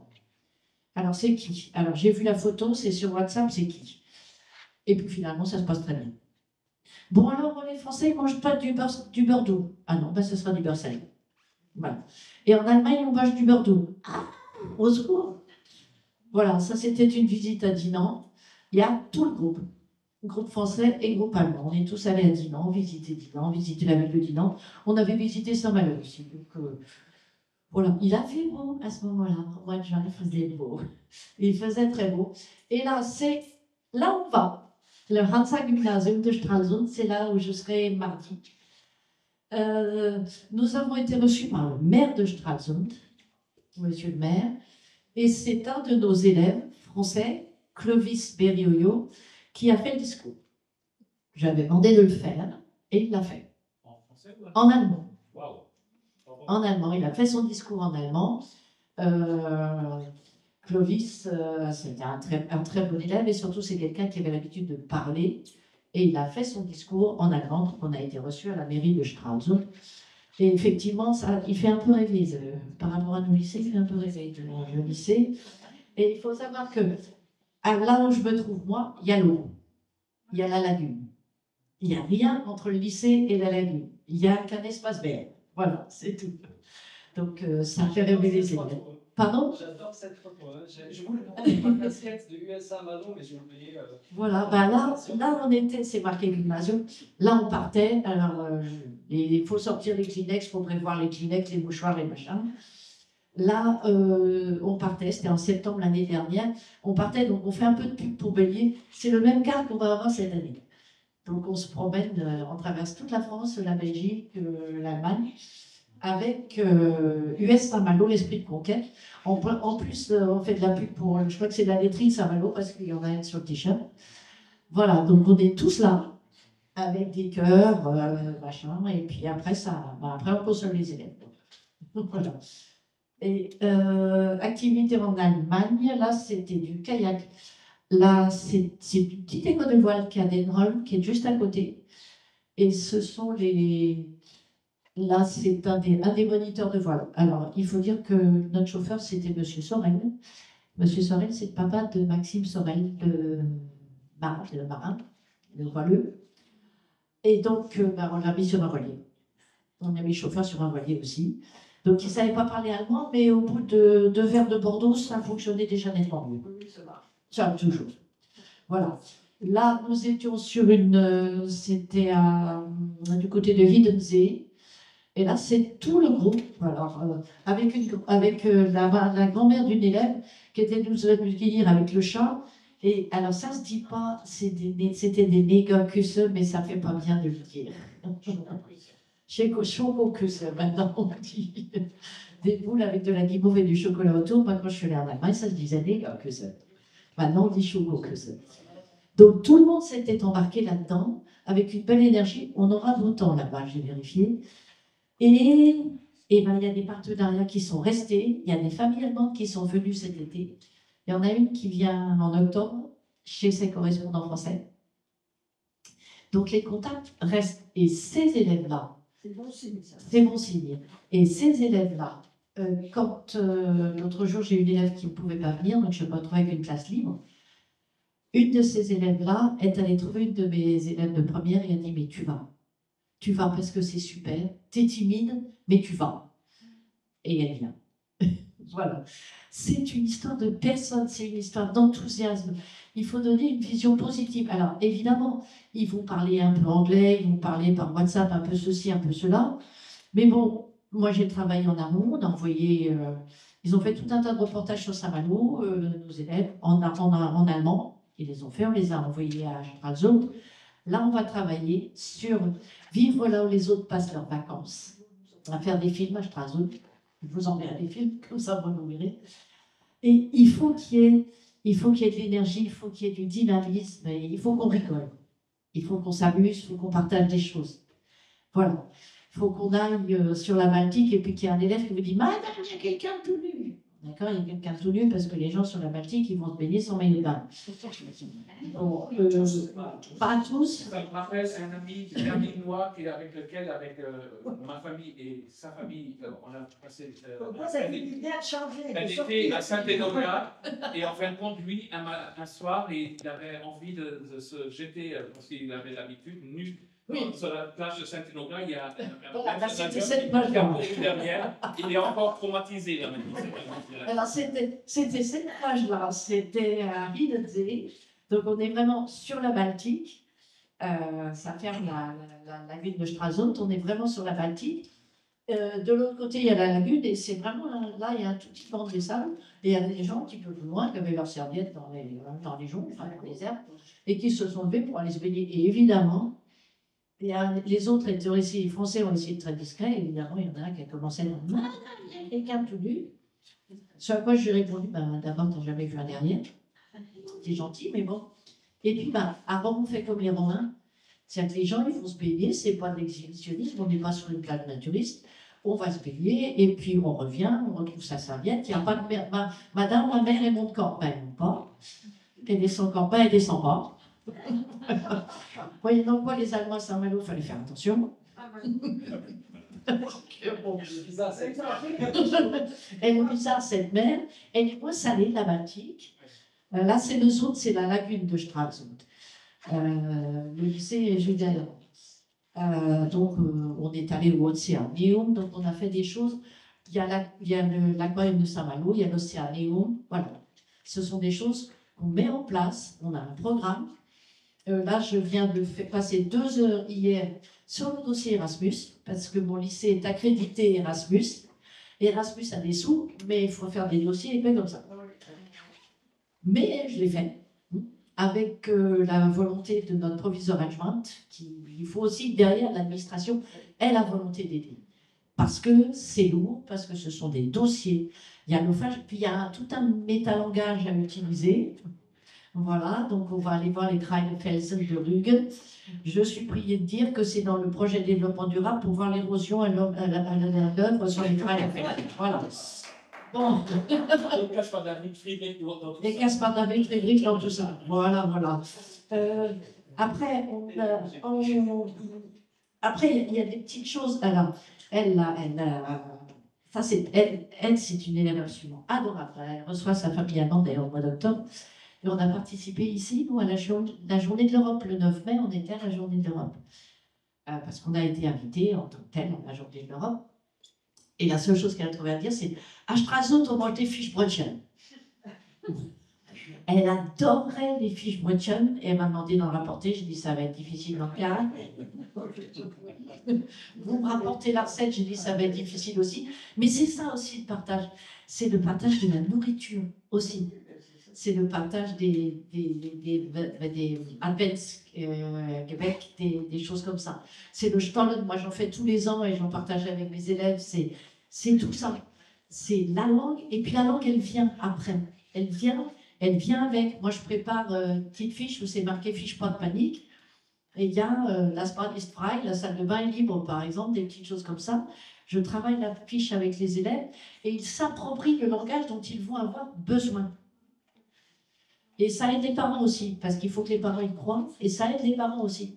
Parce que si le Corrèze descend tout seul et puis qu'il ne sait pas machin, on va lui demander qu'est-ce que tu veux au petit-déj, ou le bus part à telle heure, etc., etc. Et moi, ce que je trouve positif, c'est que je vois maintenant des frères et sœurs d'élèves que j'ai eus il y a quelques années. Ce qui veut dire que les familles continuent. Et ça, c'est intéressant aussi. Mais donc moi, je mélange un peu les prénoms. Mais bon, est-ce que le français est toujours enseigné comme d'abord un outil de communication dans les établissements français? Je m'écoute des fois. Dans les moyens de communication? Oui, c'est-à-dire avant la grammaire et après la communication. Ah bah de toute façon, ça dépend des profs quand même. Ah bah moi, quand les parents me disent oui, il y a des déclinaisons, j'ai dit quoi? Lesquelles? Il y a des déclinaisons en allemand? D'abord on parle et puis après on voit. Mais vous pensez que tous les... non, je ne pense pas qu'à un moment donné, il faut. Parce à un moment donné, dans il faut. le nord de l'Europe, Oui. c'est clair, une langue est apprise d'abord comme un outil de communication. Oui, mais... Et mon c'est... expérience avec les échanges Mhm. avec les parents, Mhm. c'est pas toujours la même chose en France. Bah, c'est ce que je m'efforce de faire. Alors évidemment, Mais je vois que- j'ai eu affaire avec un monsieur Hérin qui était plutôt comme ça, en tant qu'inspecteur. J'ai eu affaire à d'autres inspecteurs qui disaient bon, bah, d'accord, alors les verbes irréguliers, les machins, les bidules, les trucs. Bon. À un moment donné, il faut que ça vienne, mais il faut d'abord communiquer. Avec les mains, avec les pieds. Alors, je peux vous dire que j'ai une fille qui est sourde profonde. Moi, je communique, je pratique la langue des signes. Il faut communiquer. De toute façon, il faut communiquer. Bon, la langue des signes allemande n'est pas la même que la française, donc j'ai du mal à apprendre. Mais il faut communiquer. Il faut y aller. Il faut avoir envie. Et puis, quand on est sur place, eh ben, on se débrouille. On se débrouille, on arrive. Alors évidemment, il y a WhatsApp, mais il faut faire avec. Il faut faire avec WhatsApp, il faut faire avec ce qu'on a maintenant. Moi, je vais prendre des photos sur WhatsApp, et puis, ben voilà, j'ai l'autorisation des élèves, de ces élèves-là, d'utiliser leurs photos. J'ai leur autorisation parce que maintenant, il faut remplir un papier aussi. Mais ils vont communiquer avec WhatsApp, on va faire des vidéos. C'est ça leur moyen de communication, et il faut l'utiliser.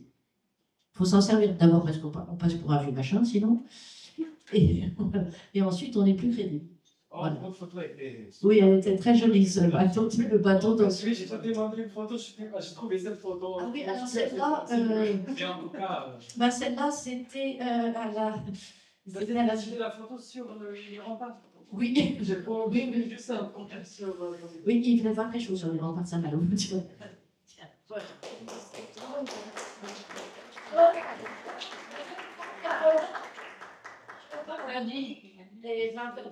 non mais vraiment. Franchement, Sylvie, Moi, c'est un peu fatigant. oui, c'est fatigant, mais merci pour ton engagement et merci vraiment pour ta passion pour ce sujet. Et je trouve vraiment, ça se voit. Ça se voit quand tu parles. Parce qu'il faut que je vende mon affaire, moi. Non, mais tout à fait, mais on voit dans tes yeux, de la façon comme tu parles de ce voyage, bah, franchement, ça fait rêver. Et je trouve aussi, après avoir vu cette image, ça ressemble quand même un peu Saint-Malo et nos alentours. Donc finalement, les élèves là-bas, ils ont fait plus ou moins les mêmes expériences, mais comme on a vu avec des marées, parfois il y a des surprises, ah non, il n'y a pas de marée là-bas, d'accord, il y a autre tradition. C'est très, très rigolo. Vous leur demandez, c'est très à l'est, par rapport à nous. Nous, on trouve ça normal, le soleil se lève plus tôt et se couche plus tôt. Sauf que les élèves, ils s'en sont pas rendus compte. Ah non, mais c'est parce qu'on est dans la même zone horaire, donc c'est quand même assez... Tout à fait. Et voilà, et le rythme scolaire, on va aller à l'école, voilà. Ah, mais les élèves, ils participent plus, ils mangent en cours, et alors, ils finissent full temps, etc. Ce qui est intéressant ici, c'est très intéressant. C'est justement, il va nous servir aussi à notre village. C'est pour ça qu'on est venu aussi. J'aimerais qu'on en parle un petit peu plus. Comment on va faire, nous, justement, ça, avec toutes ces expériences qu'on a dit, qu'on va parler. Moi, je suis presque de l'âge de tout ça. Pas tout à fait. Je vais y arriver. Non, mais on a des choses aussi à dire. Oui. Et c'est ce qui nous intéresse de continuer. Juste. Comme au départ, moi, je me suis lancée en me disant, bah voilà, je vais faire un échange scolaire. Et puis, on s'est dit, bah pourquoi pourquoi ça ne continuerait pas? Donc, il y a des associations miroirs. Monsieur Bousson, il est où là? Il est revenu ou il est toujours pas là? Je vais montrer une photo. Oui, tout de suite. Mais en fait, juste, je voulais aussi, parce que on est quand même, je voulais juste encore vous laisser encore la possibilité. Vous avez déjà posé quelques questions, mais maintenant c'est aussi un moment encore. Si vous avez encore des questions, oui.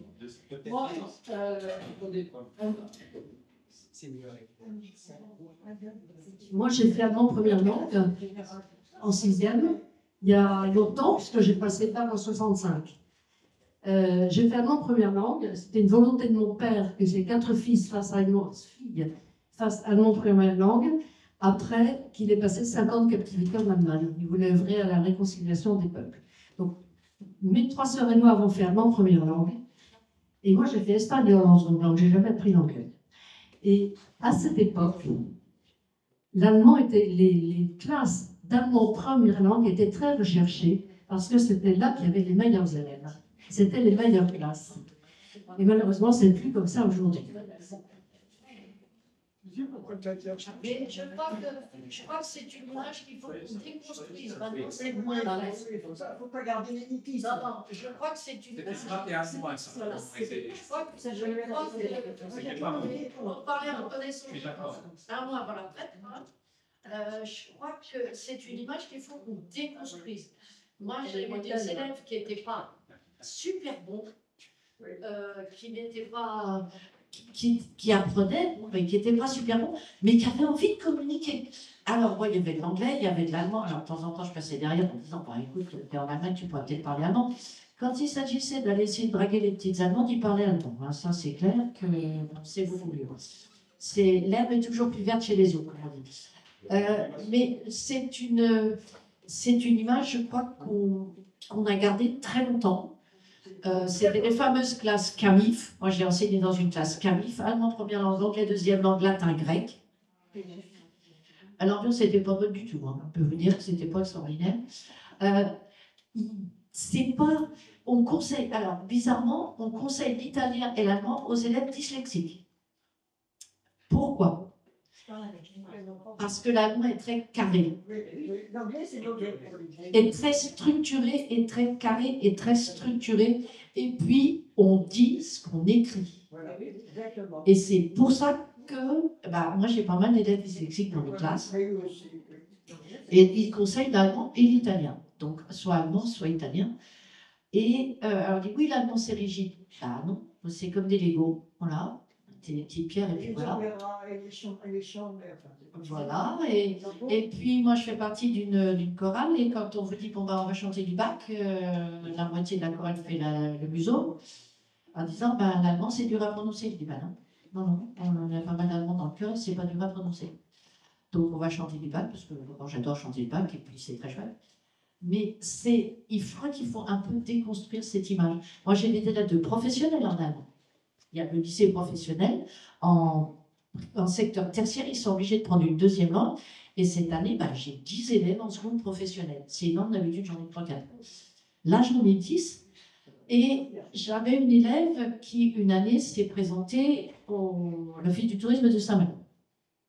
Une élève qui s'appelle Susanna, qui est polonaise. Elle parlait polonais, russe, anglais, français, allemand. Elle ne parlait pas espagnol. Et elle s'est fait bouler à l'Office du tourisme de Saint-Malo parce qu'elle ne parlait pas espagnol. Il y a quelques années de ça, c'était il y a 5-6 ans. C'était il y a 5-6 ans. Depuis, et elle parlait très très bien, Susanna. Depuis, il y a quelqu'un qui parle allemand à l'Office du tourisme à Saint-Malo. Voilà. J'ai une petite question, Sylvie. Vous allez continuer de travailler autour du jumelage, malgré le fait que vous allez bientôt en retraite? Oui, bien sûr. Encore plus, peut-être.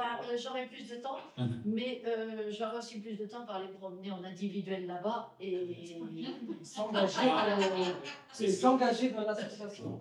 Oui, les associations, je suis dans 3 ou 4 associations, dont présidente de Fameuse Travail.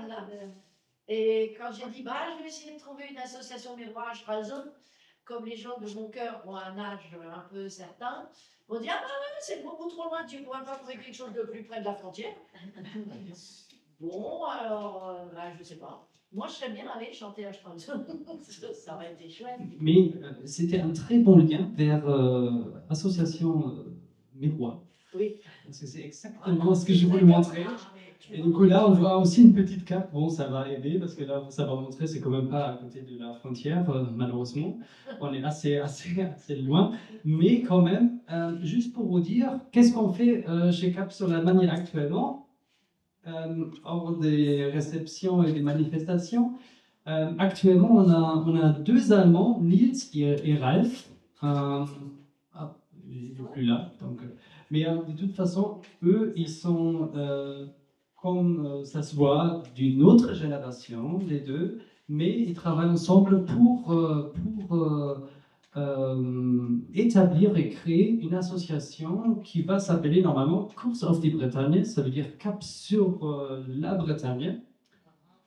Donc, avec même objectif que notre association, je trouve que c'est déjà une très très bonne étape pour avoir vraiment sur place aussi des interlocuteurs, des acteurs, et déjà 2 acteurs des 2 générations qui peuvent vraiment mettre en place le contact entre les deux villes. Et je voulais juste vous donner cette information, et c'était cette semaine que peut-être vous connaissez Jean-Pierre Rousseau. Il est juste là, c'est le président de l'association à Vélo Malo, ici à Saint-Malo. Tout le monde le connaît à Saint-Malo. Tout le monde le connaît, tout à fait. Mais il a aussi une association miroir à Stralsund maintenant. Et en fait, ils sont venus avec l'association sur place. Et ils ont vu les 2 interlocuteurs de la future association Cap sur la Bretagne.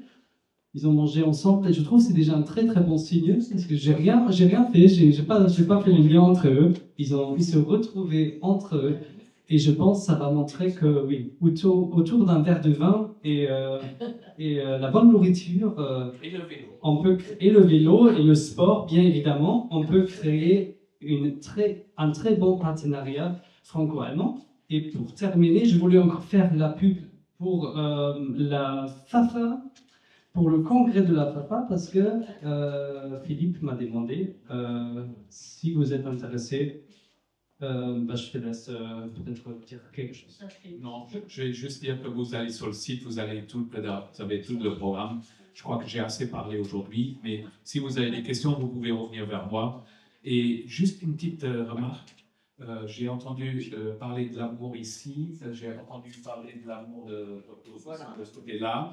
S'il y avait les petits Français parlaient tous les coups allemand, ou les petites Françaises, c'est quand même, je parle sous le contrôle des germanistes ici. Goethe a dit ça un peu plus élégamment, mais c'est dans les relations amoureuses qu'on apprend le mieux une langue. Je confirme. Donc, merci d'être venu. On a préparé un tout petit point. Comment on adhère à l'association? Viens moi. On va parler de ça. C'est pas compliqué. On a préparé un petit pot, donc pour ceux et celles qui veulent encore rester un peu, n'hésitez pas, on peut encore parler un peu de